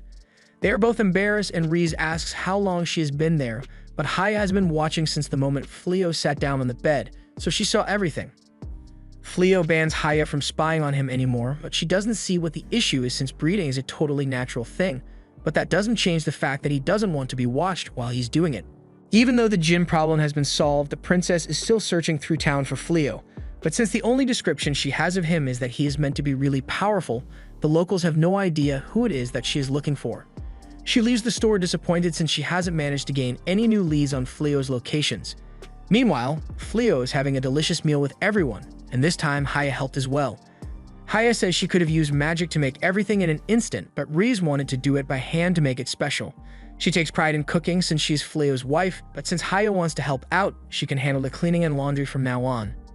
Haya is happy to make herself useful, but this presents a problem for everyone else here since if Haya is handling all the chores now, then they are back to being just a bunch of freeloaders. Although Blossom still has her crops, so at least she is still contributing to the household, and she's going to make sure Haya doesn't take this from her, so she works even harder than usual with a little help from Saib. Byrelli is also trying to make herself useful by taking care of the stables, but it's a little more than she bargained for. Meanwhile, Bolano is having a bit of an existential crisis. She feels like she would be a disappointment to her brother and father since she left the Knight's Order before she could officially become a mage like them. Right now, there's no reason for her to keep trying to grow stronger, but when Fleo teaches her magic, he remains patient with her until she finally understands it, and she doesn't want to waste the effort he is putting into teaching her. Just then, Bolano and Byrelli hear Blossom screaming at the top of her lungs, so they rush outside and discover that Magic Beast has somehow made its way into the fields and is currently tearing them up for no reason. The beast then charges at the two of them, but Bolano's training seems to have paid off as she is able to successfully deploy a magic shield without running out of mana, and thanks to that, they are both unharmed. Balarosa apologizes for causing this mess as she was the one who brought the beast inside. While she was out hunting, she came across it, but it seemed far calmer than a normal one, so she couldn't bring herself to kill it. However, if it's going to start attacking people all of a sudden, then she has no choice but to cut it down for everyone's safety. However, Valerie doesn't think that's going to be necessary since she has figured out why the beast went crazy in the first place. She tells Sai to transform back into his bunny form so the horse won't be spooked anymore, and then ties some rope to a shovel before tossing it into the horse's mouth and mounting it. With her makeshift bridle, she proceeds to calm the horse down until it is no longer rampaging, and everyone praises her for being able to tame a magical beast so easily. The sense of accomplishment gets Bairele thinking about something, so she asks Balarosa if they would be allowed to use the land surrounding Fleo's house. The land belongs to the local lord, so they can't really do that, but they could always buy the rights to it from the lord like Fleo did after he moved the house here, and that gives her an idea. Meanwhile, Fleo is out in town with Riz, and she is glad they finally get some alone time with him. Although this isn't exactly a date since he just came here to sell some of his equipment, but that's good enough for Riz. Fleo heads into the store to sell some light armor, and the owner is pleased with how well made it is, but he'd like to add some color to it, so he starts showing to him some light stones that he could use for later batches. While Fleo is handling business, Riz is waiting outside and can hardly contain her excitement over how handsome Fleo looks while working, but then the sky goes dark all of a sudden, which definitely can't be a good sign. The princess and her guards had just met back up when a magic circle appears in the sky, and the blonde monster descends upon the village along with Damalinas, and she is out for blood. By now, Fleo has realized something is wrong, so he meets back up with Riz, who tells him about the monster that appeared, and while Fleo isn't sure what caused this, he wants to make sure that the townspeople stay safe. Meanwhile, as soon as Damalinas spots the princess, she gets ready to attack, and to their credit, the guards bravely stood their ground against her, but they are sorely outmatched by her power, so Damalinas just uses a small spell to blow them away. Haya arrives on the scene shortly after, having sensed a lot of evil in the area, and since she is here, she informs Fleo that the monster that is going on a rampage is actually a human who was transformed, and the real threat here is the witch in the monster's shoulder, Damalinas. Long ago, she ruled as the most powerful mage in Clyrode, but then she sullied her hands by getting involved with dark magic. Before she could cause any harm, the hero of the time defeated her, but even with her body destroyed, her spirit remained through the sheer force of her hatred, so they had to seal it in a pedestal which coincidentally is the same one Haya's sword seal was placed in. As such, Haya feels partially responsible for Damalinas being freed, even though it was pretty dumb for the royal family to think sealing two powerful threats in the same place was a good idea. She tells Fleo that she would like to handle Damalinas herself, and Fleo has no complaints, but he reminds her that the safety of the people should remain the #1 priority. Meanwhile, Damalinas is laughing in the face of the princess since she's only got one guard left standing, and his legs may be jiggling like crazy, but he deserves a raise for his commitment. The princess recognizes Damalinas from the historical texts, so she knows just how screwed she is, and Damalinas wants to save her every moment as she gets her revenge against the royal family. However, before the princess can be turned to mush, Haya casts a fire spell to protect her. Damalinas can't believe Haya would dare to stand in the way of her revenge, but Haya couldn't care less what Damalinas is planning as she's just acting on behalf of her master. Damalinas refuses to back down, so she launches a lightning spell at Haya, but it has no effect as it is stopped with one hand. Haya stands at the pinnacle of magic in this world, and since Damalinas is a being of this world, then regardless of how powerful she may appear, no magic she possesses will ever be able to harm Haya. Since magic doesn't seem to work, Damalinas switches tactics and gets the blonde monster to try stomping on Haya while she also casts another attack spell, but it still does not affect Haya whatsoever. Damalinas is starting to get desperate, so she unleashes all the dark magic she has at her disposal in order to make the blonde monster even bigger so she can cause as much destruction as possible. And it certainly would have been able to do a lot of damage if her spell had lasted more than 3 seconds, but Fleo soon comes running up and says he saw the evil-looking spell being cast, so he decided to use release magic to cancel it out. Haya apologizes to him for not being able to handle Damalinas quickly enough and for causing him so much trouble, but Fleo doesn't hold it against her at all. Haya still wants to make it up to him though, so she asks to be allowed to finish off Damalinas, and once she is given the green light, she uses a spell to suck her soul out of Tsuya and turn her into a piece of candy, which Haya then swallows without hesitation. Fleo asks it is really alright for her to just eat Damalinas like that, but she says is perfectly safe since Damalinas is now sealed with her mindscape, where she will be tortured, re-educated for as long as it takes until she changes her ways. That aside, they don't know what to do about the blonde hero since he basically caused this whole mess, but Fleo doesn't want to have to waste his breath talking to him, so they're just going to leave him for the castle guards to handle. Just then, Princess Elizabeth comes up to them and she is glad to have finally found Fleo, so she introduces herself to him and profusely apologizes for all the disrespect he has had to endure from the king and the previous hero. Fleo tells her there is no need to apologize, but he is surprised to find out that they actually fired the blonde hero. The blonde hero had already caused so much trouble, so it was an easy decision for Elizabeth to make, and now that the kingdom is without a hero, she hopes Fleo will be willing to return with her to the castle and become the true hero of the kingdom. Fleo appreciates her asking nicely, but he is still going to have to refuse the responsibility. If she is looking for a hero, then she would be much better off finding someone who won't hesitate to use their power for the sake of humanity. But that person is not going to be Fleo, since he doesn't particularly care about humanity here. All he wants is to be able to live in peace with his wife, so he doesn't want to get involved with any political matters at all. Later, Fleo has finally returned home, and he is immediately bombarded by the girls who have a request to ask of him. They were hoping he would consider expanding his territory because Byrelli wants to start catching and rearing magical beasts, and Blossom wants to extend her farmland so she can grow more crops. With the two new activities, they'll be able to haul the extra vegetables into town with the horses and sell them for extra profit. Riz likes the idea, but she is concerned that the magical beasts won't obey them since they are just humans, so she thinks it might be better to just get horses instead. Byrelli thought of that, but keeping horses ain't cheap, and the magical beasts will probably turn out peaceful if she lets them roam around in a large open field for a while. Fleo is on board with the idea, so he says he'll go talk with the local domain lord to get his permission, and the girls are thankful. But Byrelli says they would like to do the negotiation and purchasing on their own, so they'll be properly contributing to the household. Fleo doesn't have a problem with it, but land is pretty expensive, so he wants to make sure they know how much they are going to spend if they want to buy the land themselves. After some brief calculations, the girls are stunned by the figures they see before them, and they can't believe land is still so expensive all the way out in the countryside. Fleo explains that since he arrived here, demons stopped showing up, so the land prices skyrocketed due to the increased safety. The girls start considering selling all their stuff in order to be able to afford the land, but Fleo tells them there is no need for that since he'll pay for the land himself. He'll be part of the house anyway, so it's only fair that the house owners buy it. He'd be happy if they just took care of the land for him. But the girls don't feel like they would be contributing much in that case, so instead, they settle on a deal to pay Fleo 30% of the profits they make from using his land. The girls are happy with the arrangements, so they all eagerly begin working on the new land once Fleo purchases it. And since they are on the topic of farming, Fleo suggests that they grow something that can't normally be framed in this area to maximize profits. He will be able to control the climate around the crops to some extent, so it should be possible to pull off, but Blossom is against the idea since she believes farming should be done by hand and she doesn't want to accept any extra help from Fleo since this is meant to be her way of paying him back. If she really doesn't want Fleo to get involved, then Haya offers to do the magical climate control instead, but Blossom still refuses on the grounds of magical farming not being natural.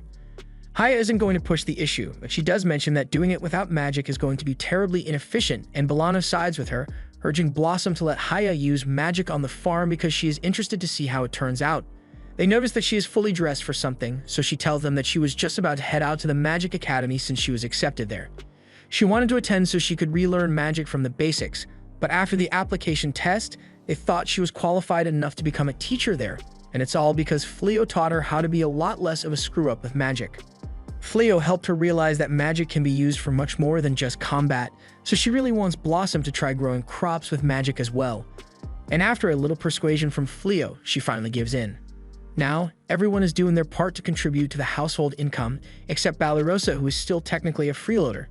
While watching them, Fleo tells Riz that he has also thought of something he wants to do long-term, and his goal is to open a shop one day.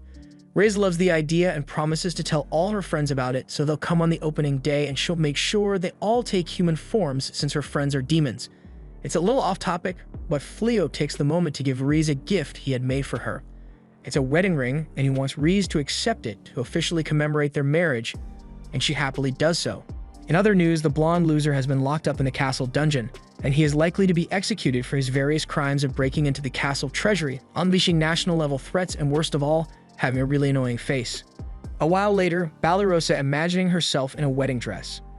But when she sees Ulimin is there to congratulate her, she realizes that this dream is also her worst nightmare since she is meant to get married to the Dark One.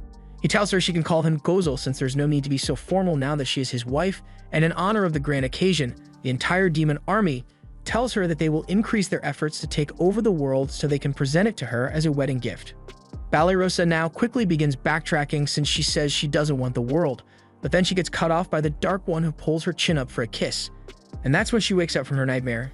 She's glad it was just a nightmare, but then she starts wondering why she is dreaming about the Dark One marrying her in the first place, since she hadn't even considered a relationship with him.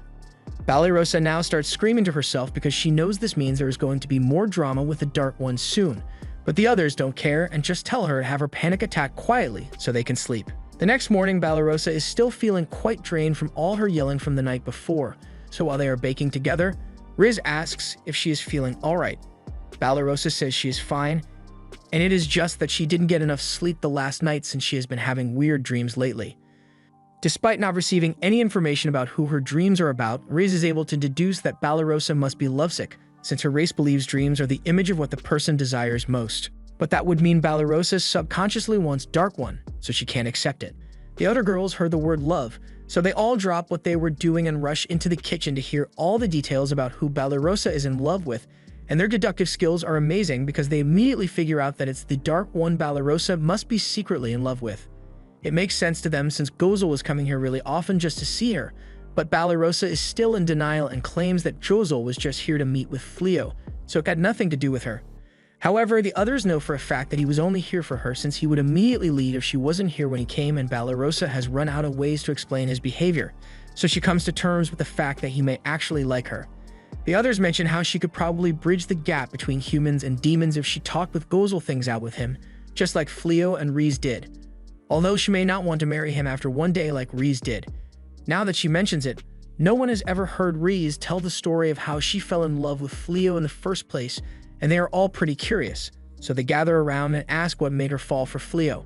Fleo happened to be in the room, so he heard everything Riz had to say about him, and he is feeling really embarrassed right now, but his embarrassment is interrupted as one of his alarms goes off. He had set up a barrier around the village for the sake of keeping demons out and protecting the town, but something still managed to slip through.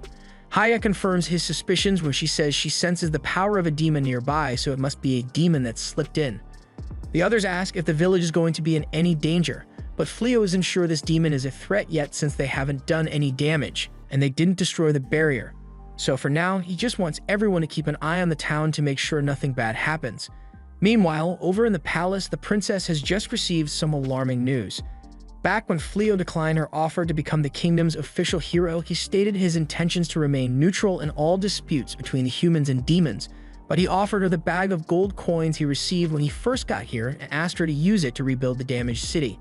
The alarming part in all this is that the gold coins Fleo had are not in circulation among the public, and as far as the retainer knows, there is only one person who they have given those coins to before, and that would be Banaza, the man they summoned as a hero and then banished immediately after. He suspects that Fleo and Banaza are the same person, and if that is really true, then it's no wonder Fleo is greatly opposed to having any business with the royal family. Before anything else, she wants to formally offer an apology to Fleo for the way he was treated when he first arrived. However, as she is thinking of how to go about it, a guard comes to inform her of some more worrying news. The blonde loser and Suya have somehow managed to escape their holding cells and have fled the castle. The guard apologizes since he didn't realize Blondie had enough brain cells to think of an escape plan, but the princess doesn't blame him and instead just asks that he inform the adventurers across the kingdom to find Blondie. Elizabeth wishes they had just made Flea the hero in the first place, but there's no point in thinking about what could have been. Meanwhile, the guards are outside searching for Blondie and Suya, but they can't find a single trace of them. The guards go to search another location, but as they leave, two figures can be seen inside the bushes. Suya hates this since they have been on the run ever since they escaped the cells. Blondie blames it all on Haya for not being able to grant his wishes, so now it looks as if he's a criminal. Suya points out that he just escaped prison and he also stole from the castle treasury, but Blondie is still trying to rationalize his actions. Sure, they may have escaped prison, but he never actually stole anything. However, that's just not true because amid all the chaos, they stole a bottomless bag. According to Blondie's logic, this doesn't count as stealing since he's just taking what he was rightfully owed by the kingdom. They had agreed to provide him with enough money to live out the rest of his days as he pleases once he was done with his hero duties, but that also means he would have to have done at least something heroic. He believes it is only fair that he gets to at least take one bottomless bag, but now that he thinks about it, he hasn't even looked inside to see what he stole. He checks the items stored inside the bag, and to his horror, it has absolutely no money in it. All that's there is a bottomless water pouch and a treasure chest. The treasure chest is at least a little intriguing, so the hero takes it out, thinking that maybe he can sell everything inside to make some money. But when he opens it, he finds something called a drill bulldozer shovel. Just then, the guards have been alerted to their position from the sound of their surprise, so they all start running straight for the bush that they had been hiding in. However, when they get to the bush, they find nothing there. Blondie and Suya escaped by tunneling into the ground, so they are thoroughly impressed with the power of the shovel. But it makes sense since it was locked away in the castle treasury. It's perfect for keeping them hidden, but now they have to worry about how they are going to get out of here. Meanwhile, over in the demon castle, Gozel receives a report from Eulimenes telling him that she has not been able to find Fleo or his companions yet, and by companions he specifically means Balarosa. Eulimenes apologizes and explains that she has her intelligence courts out searching everywhere, but it is possible that Fleo could have fled to another country. Gozel doesn't think that is a possibility because even though Fleo's magic is incredibly strong, teleportation magic only allows the user to go to places that they have visited before. It has not been long since Fleo was summoned to this world, so there is no way he would have had enough time to visit another country. Even if that is the case, Eulimenes can't help but question the reasoning behind prioritizing a search for Fleo above the advance of his army and the humans. No matter how strong the purification magic is, if they take enough magical beasts to the border, they'll be able to fill the area with Militium again and create a perfectly usable path into the kingdom. If they react now, they may even be able to bring down the castle. Gozel has heard enough and reminds Eulimenes that Fleo is a man who can use purification magic single-handedly, so even if they cut a hole through the purification and end up attacking his new place of residence, he could easily just spam the spell to get rid of them. That is why they need to find Fleo first, but Eulimenes is still worried because the people are growing restless over Gozel's lack of commitment to the war effort. So Gozel gets up from his throne and starts walking over to her. Eulimenes fears that she may have angered him, but he actually just apologizes to her for not being willing to do what she thinks is necessary. He finds no meaning in sacrificing many of their comrades just for the sake of defeating the human. Eulimenes seems to understand his views now, but there seems to have been someone listening in on the conversation, and by the look of those glasses, she's going to be trouble later on. She goes and reports what she has learned to Gozel's brother, Euigard, and he is absolutely furious. Not only is Gozel refusing to continue with the army's advance, but he is also talking about adding a human named Fleo to the demon army. The demon tries to explain that Fleo supposedly possesses unfathomable power, but Euigard doesn't care and puts his foot down. It shouldn't matter how powerful he is since whether he is powerful or not. If he is a human, then they just need to kill him. The demon agrees with his logic, so Euigard declares that he will have to take the position of Dark One from his brother since he clearly isn't fit to lead the demons. Back in the kingdom, Fleo has just finished shopping with Riz, and even though his barrier picked up another breach, things seem pretty peaceful here, so he's not too worried about it. And since they have some extra time before they need to head home, Fleo suggests that he and Riz spend some time together to get lunch. But as they are walking, they notice that one of their favorite general supply stores is closing down, so they go over to ask Holdy what happened. She confirms that she is closing her store and it's because she no longer has a supplier for her goods. The place she would usually go was destroyed in the last battle with the demon army. Once they arrive at the restaurant they wish to eat at, they end up bumping into Balarosa, and since she is here, she offers to treat the two of them to lunch. Riz is disappointed that her romantic lunch with Fleo is ruined. She is also wondering what made Balarosa want to treat them to a meal all of a sudden. She explains that she recently had her adventurer rank go up by 1, so her reward money has increased. But internally, she reveals that she just wanted to shake off the demon that has been following her. Regardless of her reasons, she still wants to thank Fleo and Riz for all that they've done for her, so Fleo and Riz accept her offer. However, before they can actually go in to eat, Haya shows up in a panic because a being of immense power is heading this way, so she asks Fleo to stand back so she can defend him. But then, much to Balarosa's horror, they all realize that it is Gozel. After Gozel's arrival, everyone went inside to eat, and Gozel explains that he came here because his intelligence court found some irregular magical signatures in the area, so it is a real stroke of luck for them to be able to meet each other again. He would also like to have a private chat with Balarosa as well, so she starts worrying that he is actually going to propose to her. When the food arrives, Gozel talks about how he always enjoyed human food and would regularly sneak over to places like this before he became the Dark One, just so he could enjoy it. Gozel asks if Balarosa is able to cook, but she is too embarrassed to answer, so Riz answers for her and tells Gozel that Balarosa is amazing when it comes to preparing desserts, which only makes her even more embarrassed than before. Fleo asks if Gozel is interested in human culture, and he doesn't deny it, but a kingdom's culture is also indicative of its military might, so he could also be said to be on a sort of recon mission right now. Balarosa can't take it anymore and yells at Gozel for trampling over the lives of humans, and he doesn't fault her because he is well aware of the harm he is doing. Even if humans view demons as nothing more than pestilence, that doesn't mean he has the right to destroy their lives because of it. Fleo asks what Gozel means when he says pestilence, so it is explained to him that all demons possess malicium in their body, but not all of them are able to control it as Reyes or Gozel can. So when a large number of demons gather in one place, the area becomes harmful to humans. In addition, demons are notoriously hard-headed and get into fights over the slightest provocation, so negotiations are almost never an option. Gozel sees that everyone is silent, so he apologizes for ruining the mood and takes his leave for the day. As Fleo and the others return home, Fleo has a lot to think about because he was initially relieved when he first arrived in this world and saw no signs of discrimination against demi-humans, but the divide between humans and demons is far greater than anything he has ever seen before.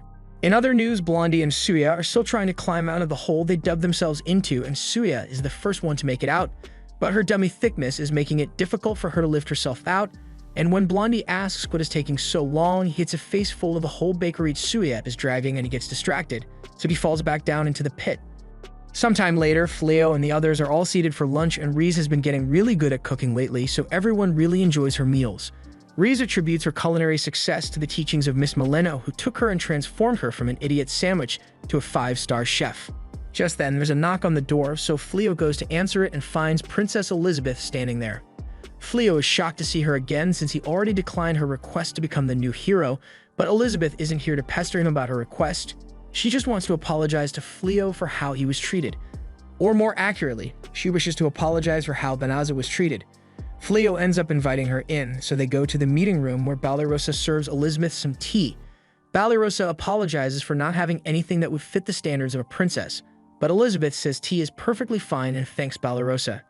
However, she has important business to discuss with Fleo, so she wants to be left alone with him. The others agree to leave, but Reyes firmly refuses, citing the terrible way the kingdom has treated Fleo up till this point, so there's no way she's leaving him alone with Elizabeth. Fleo is fine with everyone else leaving, but he tells Elizabeth that Reyes has to stay, and if she can't talk about what she wished to discuss in front of Reyes, then he's going to have to ask her to leave. Elizabeth agrees to the terms, so the others give them some privacy and leave the room. To start with, Elizabeth approaches Fleo and apologizes to him once more for the many injustices that the kingdom committed against him, for the various sabotage spells that were cast on the bottomless bag they gave him, and for exiling him to the Delavizza forest. Fleo tells her that she doesn't need to apologize since he is no longer Banaza, and even if she apologizes, isn't going to change much, so he would just like to get to the real point of this meeting.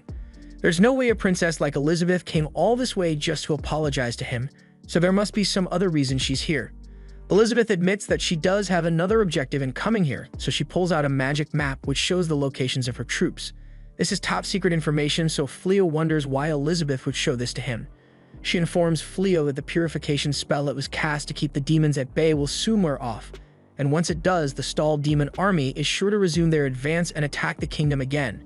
She has taken measures to mitigate the damage by stationing troops in strategic locations to hold off the demon army, but with their limited resources, there are some remote villages which they cannot protect. So while she's not asking him to act as a hero for the sake of humanity, she would appreciate it if Fleo would help by protecting these villages. Reyes fessed up in a rage at how selfish Elizabeth is being to make such a request. After how the kingdom has treated Fleo, how can she expect to thrust the responsibility of protecting villages upon him when she knows he hates war? Elizabeth tells them that the king has been bedridden since the purification spell was cast, but he'll be waking up soon. And since Fleo has connections to the demons, the king is likely to send soldiers after Fleo. This isn't meant to be a threat, but it is true that the king is short-sighted enough to do something like that, so Elizabeth offers an alternative.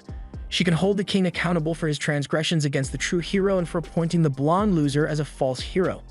In doing so, she can force him to abdicate the throne, and she would like Fleo's help with her plan. The king isn't necessarily all bad as he has protected the kingdom from many dangers, but when it comes to providing justice for the weak, the king has failed the people of Clyrode, so Elizabeth wants to take over and change things.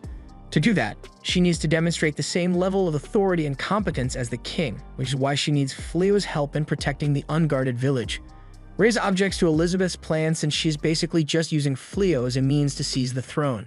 However, Fleo realizes that Elizabeth's real goal here is to ensure that Fleo doesn't end up joining the demon army under any circumstances. Otherwise, there would be no reason to share confidential military information with him. She basically wants Fleo to just go to the unguarded villages, keep them safe, and lay low until the war ends. but Fleo asks if she ever considered that he may share the military positions she showed him to the demons. She certainly considered that, but she trusts Fleo enough that she doesn't think he'd do something like that, so she formally asks Fleo to lend her hair aid in these trying times. Meanwhile, some adventurers were on the trail of Blondie and Suya, who are now wanted all across the country, but they lost sight of them. Suya is getting tired of all this running around, and she hasn't had anything to eat for a long time. Blondie tells her to stop crying and reaches into his bag to pull out some food rations for her. She asks him if he's sure she can have it since they are already running low on food, but he says it's fine. In any case, he's surprised Suya still chooses to stick around him despite everything that has happened, but she could say the same thing about him since he could have ditched her to escape by himself. Besides, she finds him to be quite charming at times, although he may have made a few mistakes. Blondie says he had no choice though, since he would have died if he actually took his hero job seriously, but there's no use talking about it now, so he gets up and says they should keep moving. But as Suya was about to get up, she gets wrapped in a web created by Yuigarden's assistant. She came here looking for a sacrifice, but she didn't expect to catch such a good-looking man. That night, Fleo was deep in thought and staying up late, so Riz asks him if it has something to do with what the princess asked him to do today. He feels conflicted since he doesn't want to fight in the war, but at the same time, he doesn't want to sit back and let those vulnerable villages suffer when he could help. He has also been thinking a lot about what it is he should use his power to accomplish in this world, and if he and Riz have children someday, he would want them to be able to live peacefully with both humans and demons. To make that happen, he is willing to do anything it takes, and while Riz isn't sure how much she can help, she promises to do everything in her power to make Fleo's dream come true. The next day, in a small, remote village, the alarm bell is rung to warn everyone that the demon army is so approaching, so people start evacuating at once. However, this little girl didn't get the memo, so she's about to get jumped by a goblin. Fortunately, before any children are harmed, Fleo and Riz jump in to save her. Fleo then creates a barrier to hold back the demons while the little girl runs away, and while Riz did say she would help Fleo in any way possible, she didn't expect him to take on such a tedious job without a reward. Fleo explains that he can't possibly accept a reward from Elizabeth since that would mean he sided with the human kingdom for money. He lost to Elizabeth the moment he agreed to hear out her request. Since Elizabeth is so cunning, Riz worries that she may one day end up becoming Fleo's second wife, but Fleo assures Riz that he has no intentions of marrying Elizabeth. While Fleo and Riz were talking, one of the demons questions why a human and a demon are associating with one another, but Fleo simply answers that they are the guards of this village. He tells them that if they agree to withdraw from the village, then he'll let them go, but if they still insist on inflicting harm on the people here, Fleo will show no mercy. The demons tell Fleo not to underestimate them, but Fleo isn't underestimating them. It would just be a waste of time and energy to fight when Fleo is guaranteed to win. And besides, they can't even break through his barrier anyway, so they might as well just withdraw. Just then, a giant Cyclops walks up and declares that he can break the barrier. But before he does, he notices Riz and immediately starts roasting the entire Lupine race, calling them cowardly fools and insulting their leader, Fengril, for getting himself killed. Riz was willing to follow Fleo and show mercy to the demons before, but even though her brother was defeated, she will not stand for anyone belittling the proud Lupine race. Fleo doesn't really approve of the violence, but if it's that important to Riz, then he won't stop her, although he asks her not to kill any of them. Riz agrees, so upon exiting the barrier, she starts dashing around the Cyclops and bites holes through his arms and legs. The Cyclops mocks her for thinking weak attacks like this would be enough to stop him, but Riz is well aware of how tough Cyclopses are. She's just showing a little self-restraint so she doesn't accidentally kill him. Riz then leaps into the air and uses Boogie Woogie to swap positions with the Cyclops. And when the Cyclops tries to attack her by throwing his club, she just switches places with him again and causes his own attack to strike him. And while he's on the ground, Riz uses several trees to pin his limbs to the ground so that he can't move anymore. The Cyclops complains that Riz is using the same tactics humans use, but if Riz fought normally, then the Cyclops would be dead by now. Cyclops can't accept defeat, so he orders the other demons to attack as well, but Fleo puts a stop to that immediately. He heals the Cyclops and reiterates that he just wants them to withdraw, so he would much rather avoid any unnecessary violence. Of course, he could have just teleported them to the Delaveza forest to get them away from the village, but they would just end up coming right back. He would ideally like to become friends with all of them, but if they insist on fighting, then Fleo will break every bone in their bodies and heal them just to do it all over again. The demons get the message and back off, but Riz asks if it was really okay to let them go like that. They may have voluntarily withdrawn, but they'll just attack again if they are ordered to, so Riz thinks it would have been better to torture them until they lose the will to fight. But while that may have guaranteed that the demons wouldn't attack anymore, it would only deepen the hatred between humans and demons. The people of the village soon come out to thank Fleo for his help, but Fleo is just glad no one was hurt, and he tells them that they can thank the princess for asking him to help. Back at the castle, Elizabeth receives a report that a mysterious adventurer has been saving villages and giving the credit to her. Elizabeth immediately realizes that it must be Fleo, and that means he accepted her request, so she plans to return the favor later. At the same time, while Fleo is chasing away more of the demon army, Gozel is watching from above, and he is enraged that his brother, Ugard, would go behind his back and order soldiers to attack. Just then, Gozel receives terrible news that Ugard is planning to dethrone him and has already taken up residence in the throne room, and Gozel will not stand for such disrespect. But unknown to him, Ugard has prepared a trump card involving the sacrifice of Blondie and Suya, so even if Gozel may be stronger than Ugard normally, the sacrifice may be enough to tip the scales in Ugard's favor. A lot of stuff happened after that, and Gozel ends up going to Fleo's house to ask him for a favor with Eulimenes. He wants to be allowed to live in Fleo's house for a while, and the request is so ridiculous that Riz thinks he must be joking, but Gozel is dead serious. To give Fleo the full picture of why he is asking to stay here, he explains everything that happened after he heard of Ugard's betrayal. While he was on his way back to the demon realm to deal with his brother, Eulimenes was in the castle, trying to convince the other high-ranking demons not to betray Gozel. One demon corrects her and says they aren't betraying Gozel at all. Ugard just issued a challenge to Gozel, so they are acting as witnesses. But that's part of the betrayal that Eulimenes is talking about, as they shouldn't even be entertaining the idea of someone challenging Gozel in the first place. They still believe Gozel is the only one worthy of the throne, but now that a rebellion has started at the hands of Ugard, Gozel needs to prove that he is still strong enough to defend his right to the throne. Eulimenes reluctantly goes along with it, so they'll walk into the throne room where the duel will take place. And even though they agree to spectate the duel, they still find it insulting that Ugard has already parked his dumbass on Gozel's throne. Ugard's succubus Fufun tells them that there's no harm in it since Ugard is certain of his victory. Fufun reiterates that she called them all here to act as witnesses to the duel and nothing more, so she doesn't want anyone interfering, and they all agree to these terms, all aside from Eulimenes, who still believes it is unfair to question Gozel's authority after all he has done to ensure the well-being of the demons. However, Fufun doesn't care in the slightest and just makes fun of Eulimenes instead. She can't stand it any longer, so she decides to just take matters into her own hands and arrest Ugard for betraying Gozel. But as she leaps in to attack him, she is reminded that he still leads above her in strength, so Ugard sends her flying with a single punch. And to make sure Eulimenes won't be able to interfere with the duel, Fufun plans to eliminate her completely. But before that can happen, Gozel arrives to save her. He leaves the Eulimenes in Griel's care while he faces his brother, and Ugard is still as confident as ever, so he declares that he is formally challenging Gozel to a duel for the right to title and throne of the Dark One.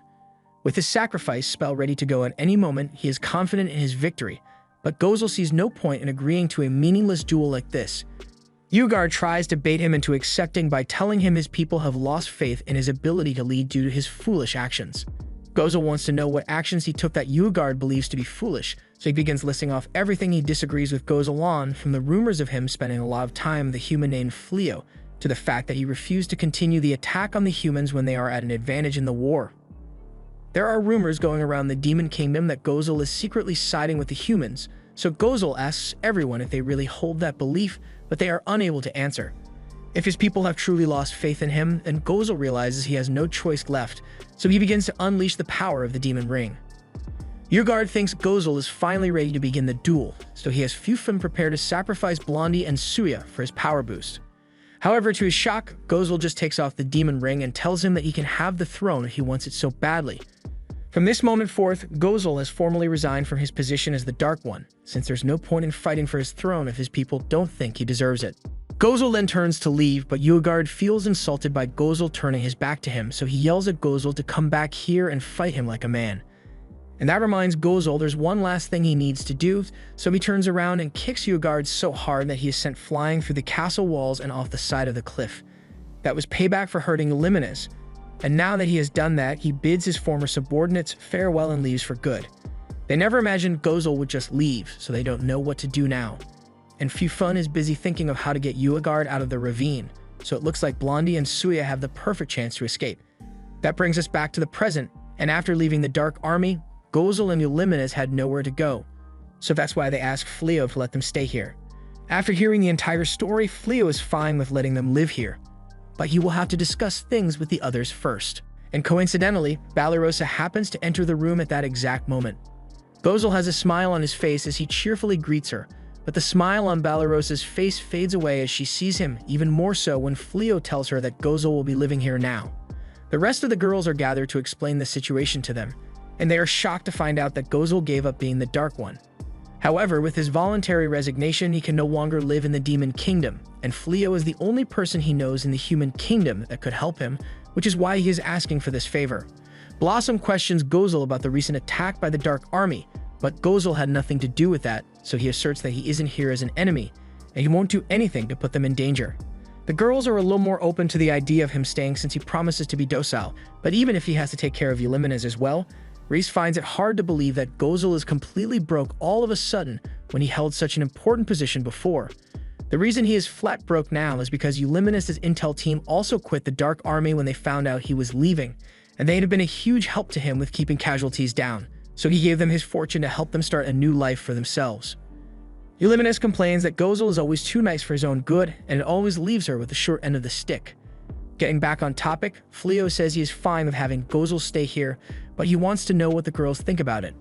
Blossom says she's fine with it if Reese and Fleo say okay, and none of the others have any objections either, but Balarosa is very vocal about her objections. Even if he is retired, he was the Dark One a few days ago, so how can they just let him live here? However, after some persuasion by Riz, Balarosa relents and Gozel is officially added to the family. After the meeting, everything goes back to normal, but Gozel has nothing to do since he is no longer the Dark One, so he goes around asking if there's anything for him to do. Blossom tells him she's fine since she already has Haya helping her with the field, so Gozel goes over to Byrelli in the horse stables to ask if he can help her. But his immense magical pressure starts scaring the horses, so Byrelli asks him not to disturb her. Since the others don't need help, Gozel goes to Fleo and is shown the room where he stores all his weapons, and Gozel recognizes the scales on the shields to be the same ones from his driving unit that suddenly died a while back. Fleo tries to explain himself, but Gozel says there's nothing to be sorry for since they were the ones that attacked him first, and he is honestly impressed with how well made the dragon scale shields are, so he and Fleo have a fun discussion about it. Eulimenes feels conflicted seeing Gozel get along so well with a human, but Reese doesn't think it's that big of a deal since Gozel isn't the Dark One anymore, and he seems to be a lot more lively now than he ever was while leading the demons. That night, everyone has a bonfire party to welcome Gozel and Eulimenes, but while everyone is having fun, Balarosa is sitting off in the distance since she still doesn't know how to feel about Gozel's arrival.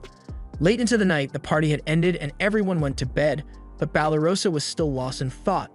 Reese and Fleo come out to check on her since they had noticed that she seems to be feeling down, so they ask if it's because they suddenly allowed Gozel and Eulimenes to stay here. Balarosa says it's not exactly because of that, and she doesn't have any right to deny a guest when she herself is a guest in this house. It was just surprising to her how all the others were willing to accept the change so easily. She feels out of place, especially since she doesn't contribute to the household at all, and she knows that even though they may be demons, they are able to laugh and get along just like them.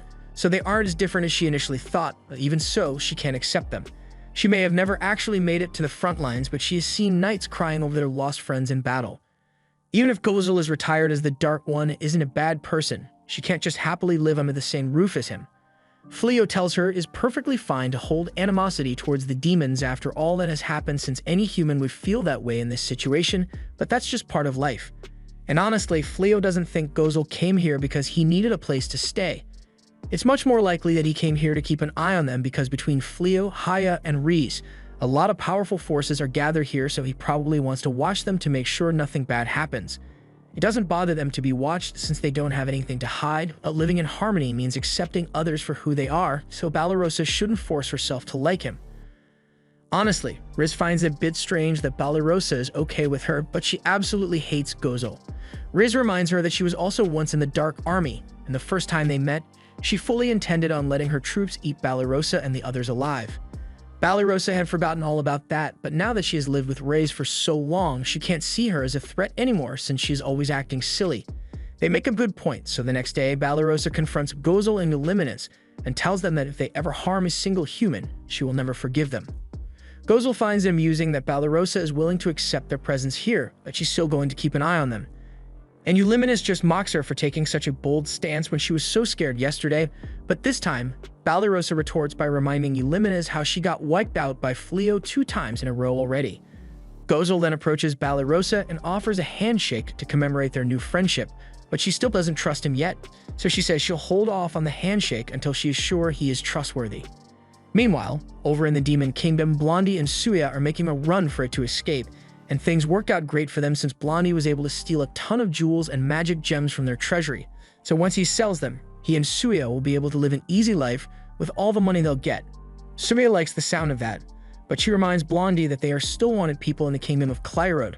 But for once, Blondie actually thought ahead and planned on leaving the kingdom of Clyrode forever once they get out of here, but they still need to escape the demons first.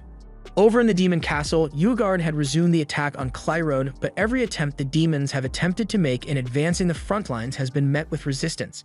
He angrily asks Fufun why his army can't move forward with the attack, so she explains that the kingdom of Clyrode has set several traps along the paths the demon army takes, so it is difficult for them to press forward.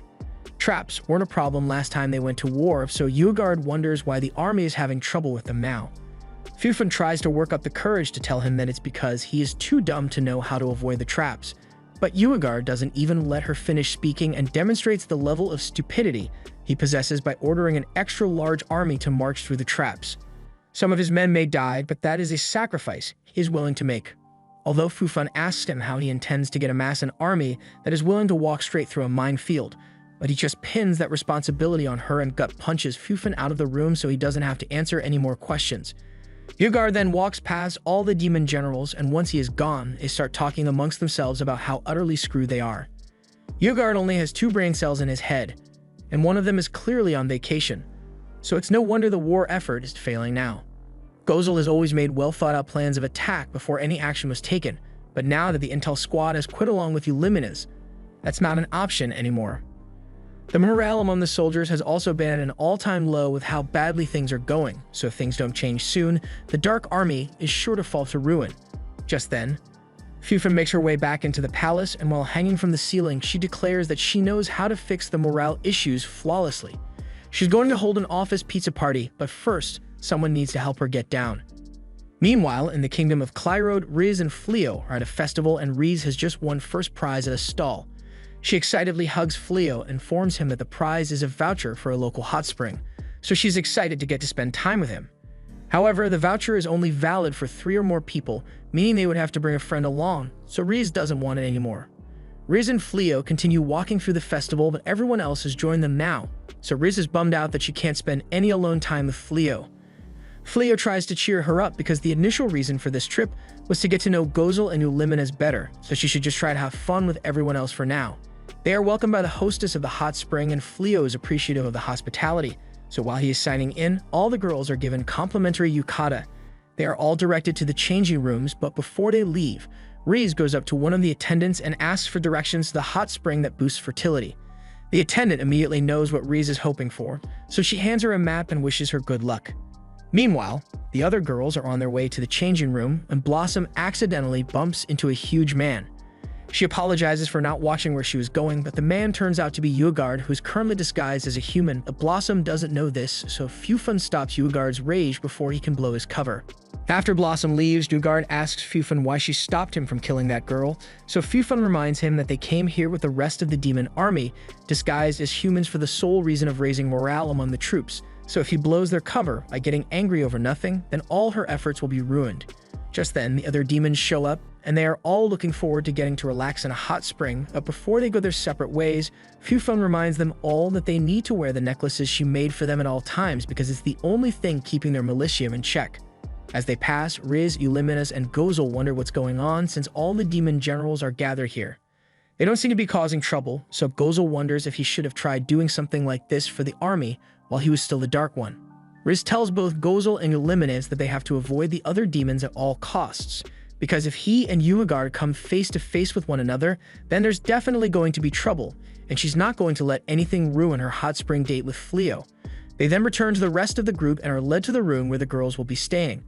They all love the traditional feel of this place, but while the girls will be sharing a room, Fleo and Riz have their own private room, and Riz plans to put that fertility hot spring to the rest tonight. As Gozel walks in, Fleo mentions that he got a separate room for him as well since he is the only other guy here, but he says he wouldn't mind sharing a room with the girls. However, Uliminas and Balarosa are greatly opposed to the idea. Blossom calms them down and says they should just focus on having fun for the day, so everyone starts talking about what they plan to do with their time. Riz is growing impatient, so she starts urging Fleo to hurry up so they can leave together. Haya attempts to accompany them, but Riz isn't letting anyone interfere with her baby-making plans. Haya understands and agrees to leave them alone for the day, but since she doesn't get to stay by Fleo's side today, she decides to kill some time by messing with Damalinas, who is still trapped in her mindscape. It's been a while since Haya last came here, so Damalinas asks what she wants. Haya explains that she wants Damalinas to assist her with something, and Damalinas doesn't seem opposed to helping her, until Haya summons a bed in the middle of the mindscape and begins explaining her goal.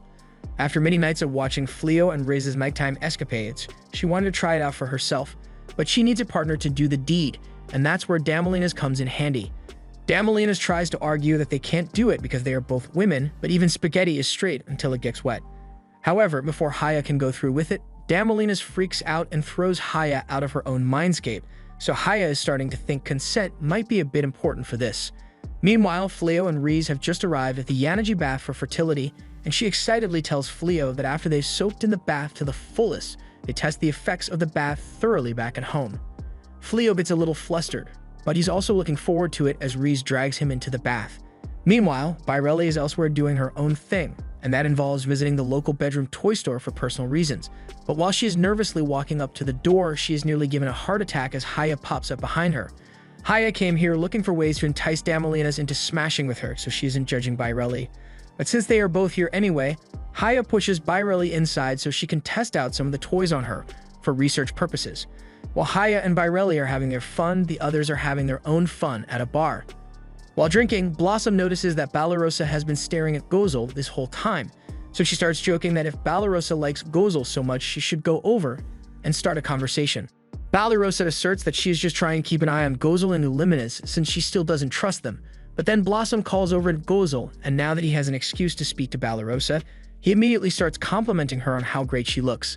Uliminas is irritated that Gozel can't stop flirting with Balarosa, but Blossom then invites him to have a drink with them, and Gozel happily accepts the offer. At the same time, Ugard and his soldiers are also happily eating and drinking to their heart's content, and they absolutely love how delicious all the food here tastes. Ugard asks for someone to provide entertainment for the group, so Fufin volunteers since she has a little dance routine cooked up. However, as she starts dancing, no one wants to see that, so Ugard punches her off the table and has someone else do the entertainment instead. Two demon brothers step up and start fighting one another for Ugard's entertainment, but the fight starts getting a little too heated between them, and it causes one of them to lose their necklace. Meanwhile, outside the hot springs, Blondie and Suya have just arrived, and they are relieved to finally be out of demon territory, so there should be no way they run into any demons here. Suya complains that she is exhausted from all the running, but Blondie says she doesn't need to worry since he can buy her all the food and relaxation she needs once he sells the gem he stole from the demons. But just then, the gem starts absorbing Malicium in the area as the two demons burst out of the wall with their fight. All the Malicium gets absorbed into the crystal, and once it is full, it transforms Blondie into a huge monster. While all this is going on, Balarosa and the others are still at the bar, and Balarosa ends up going over to talk to Uliminas. She can tell that Uliminas is upset because she wants Gozel to go back to his former role as the Dark One, and Uliminas doesn't deny it because it's true. There's no other demon with as much power as Gozel, and he truly cares for all the demons under his command, so Uliminas can't stand him being reduced to a lowly human disguise while basically freeloading off Fleo. Balarosa now understands Uliminas a bit better, and while she thought Uliminas was a bit childish at first for not wanting to accept that Gozel isn't the Dark One anymore, but now she realizes that Uliminas must be in love with Gozel. Hearing this comes as a shock to Uliminas. But there's an even bigger disaster happening right behind them as a giant monster has begun tearing down the inn. Amidst all the chaos, the people in the inn are put in grave danger, but luckily, Fleo is able to stop everything from collapsing before anyone gets hurt. However, since he is actively holding the inn up, he can't go to check out what's going on, so he asks Riz to handle it instead. Meanwhile, the others assume Ugard and the other demons must be behind this somehow, but the monster needs to be stopped, so Balarosa, Blossom, and Bolano prepare to head into battle. However, Gozel tells them to wait a minute since there's not much they can do against a monster like that. Balarosa and the others strongly protest since they can't just leave Fleo to handle everything by himself. They may not act like it, but they were all once knights, so they are capable of handling themselves in battle. They stay by Fleo's side in hopes of being useful to him for all the help he has given them, so they can't do nothing at a time like this. Eulimenes doesn't see any sense in the girls' actions, but Gozel finds their motivations to be inspiring, so he decides to take action as well. He asks Eulimenes if she'll join him in battle once more, and she doesn't like the idea of fighting to protect humans, but since Gozel is the one who asked, she agrees. Gozel then teleports both of them to a nearby rooftop, and Reese joins them with the intention of destroying whoever is disrupting her alone time with Fleo. At the same time, Ugard spots Gozel, so he excitedly rushes out to face him and have a proper duel to prove which one of them is stronger. Balarosa and the others see Ugard confronting Gozel, so she decides to inform Fleo, while Blossom and Belano go evacuate the people that are caught up in this mess. Meanwhile, Ugard has begun his malicious attack and sends several blasts in Gozel's direction, but he is easily able to block them all. So Ugard switches things up and begins using the Malicium monster to attack instead. The monster attempts to strike down Eulimenes, but Gozel is still able to counter the attack and keep her safe. At the same time, Balarosa had just gotten to Fleo, so he asks her if everyone in the building is safe now. She assures him that the people have been evacuated, but there is a monster rampaging near the resort, and she is certain that it has something to do with how Ugard and his underlings snuck into the resort disguised as humans. Balarosa thinks Gozel might have conspired against them to make this happen, but Fleo knows for a fact that there's no way he would do something like that. But since Gozel is here, that means Fleo can leave him to handle Ugard and the monster, so he's going to focus on keeping the building in one piece. Over on the roof, Ugard blasts Gozel with a ton of Malicium, and then he proceeds to trap him with it. Gozel is strong enough to stay in control and eventually escape. Gozel may the stronger one, but this fight is not going to be easy for him with how skilled Ugard is at controlling Malicium. He could even potentially control the bodies of other demons, so they need to remain on guard. Their first objective is to rescue the poor human who got himself trapped in the magic gem, so Breeze offers to take care of that. She has dealt with Blondie enough times to know that this is somehow his fault, so she teleports next to him and punches him straight out of the gem as revenge for ruining her spa day. With Blondie released, both the magic gem and the monster disintegrate, but that leaves Suya with nothing to stand on, so she begins falling to her doom. However, before she goes splat, Gozel uses his magic to save her since he promised Fleo that he wouldn't let any humans get hurt. Gozel spots the demon generals, so he asks Eulimenes to go deal with them while he handles Ugard, but before he starts fighting, he asks Ugard if he is willing to just back off and call it a day. Ugard immediately refuses, since he wants nothing but violence. He charges at Gozel in an attempt to punch him, but Gozel easily evades him. Ugard tries to attack him again, but this time Gozel catches his punch and tells Ugard that he needs to be more cautious of his actions now that he is the Dark One. This just makes Ugard even more angry, so he continues stroking at Gozel. Meanwhile, Eulimenes is confronting the demon generals, and she asks them why they would agree to attack a hot spring with Ugard. The generals all tell her that they have no intentions of fighting as they literally just came here to relax, but Fufun is totally siding with Ugard, so she attempts to take out Eulimenes and gets pounced on. After all of Ugard's attacks have failed to connect, Gozel smiles and activates a spell which replicates all the attacks Ugard had been throwing, only this time they actually manage to connect. Ugard realizes Gozel's spell will reflect all his attacks, but since it doesn't necessarily stop Gozel from being damaged, Ugard just has to land clean hits on him first. As he strikes Gozel, he mocks him for being such a pacifist despite all the power he has at his disposal, and even now he is still choosing to defend instead of fighting back. By this point, Gozel has had enough of this, so he grabs Ugard by the face and uses a spell he had hoped to never use again. His spell temporarily seals away all of Ugard's Malicium, and without Malicium, he is barely stronger than an average human. Ugard had never heard of such a spell, so Gozel explains that he perfected it in order to defeat the former Dark One and seize the demon's throne. The spell was originally being developed by the humans, so he just finished what they started. Ugard is outraged that Gozel would dare to use a human spell on him, but at that moment, the hostess and her crew all pull out special talismans which they use to bind Ugard and capture him. The same also goes for the rest of his demons, although Fufun seems to be enjoying it. The hostess had a special failsafe spell imbued on all the yukatas she gives to the guests, so since Ugard's group have been deemed to be a danger to everyone here, she uses the yukatas to send them flying away from here. Eulimenes is surprised by how easy it was to get rid of them, but then she hears the distinct sound of cheeks getting clapped downstairs, so she looks to see what's going on, and she finds that Riz is indeed clapping Blondie's cheeks. Surya tries to apologize for Blondie's mistake since he didn't know the gem would turn him into a giant monster, but Riz keeps clapping his cheeks until Balarosa shows up and tells her that she needs to leave the area since Fleo is about to use his repair magic to fix the resort. After Fleo has repaired the building, the others offer to help get everything inside back up and running, while Blondie and Suya go on the run from the resort staff. Lonnie pulls out the magic shovel to escape, but he accidentally digs his way into a water hole, so he gets blasted away. Back at the resort, the hostess thanks Fleo and his group for helping get the resort back up and running. So while she can't offer much of a reward, she tells them to enjoy themselves as much as they want while they are here. And now that the pesky distractions are finally gone, Rize can enjoy her bath. Once she finally gets in the bath, she's really enjoying it, although Illuminus is hesitant to get in since she's afraid of water. However, once she finally works up the courage to get in, she starts enjoying it as well. Byrelli and Haya are also enjoying the bath, although Haya doesn't really understand what is so great about being surrounded by hot water. Blossom and Bolano are also there, and they've been meaning to ask Bolano what she was doing while all that chaos was going on earlier. Byrelli doesn't know how to answer, so Haya tells the others that the two of them were spending some very intimate time together. Byrelli gets embarrassed and tells Haya not to make it sound weird, but her reaction lets the others know that what happened was definitely weird. Fleo and Gozel are in the bath next door, and Fleo is glad the girls seem to be getting along well. He also never could have imagined that he would be getting along so well with Gozel.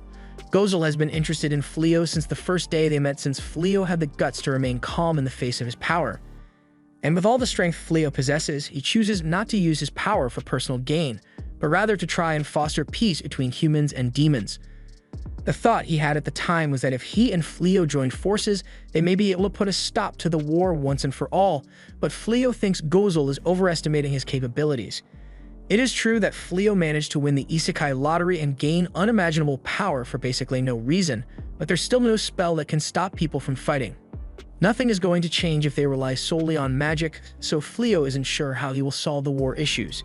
However, he has friends in this world that he can trust now, so he intends to rely on them to do whatever he can to make the world better. Hearing this, Gozel extends his hand to Fleo and offers his aid in whatever plans Fleo manages to come up with, and Fleo happily reciprocated. A while later, everyone gathers inside where they are treated to a lavish meal by the hostess and her crew, and one crew member offers Riz a special eel pie, which is known to provide enough energy to keep you going for hours.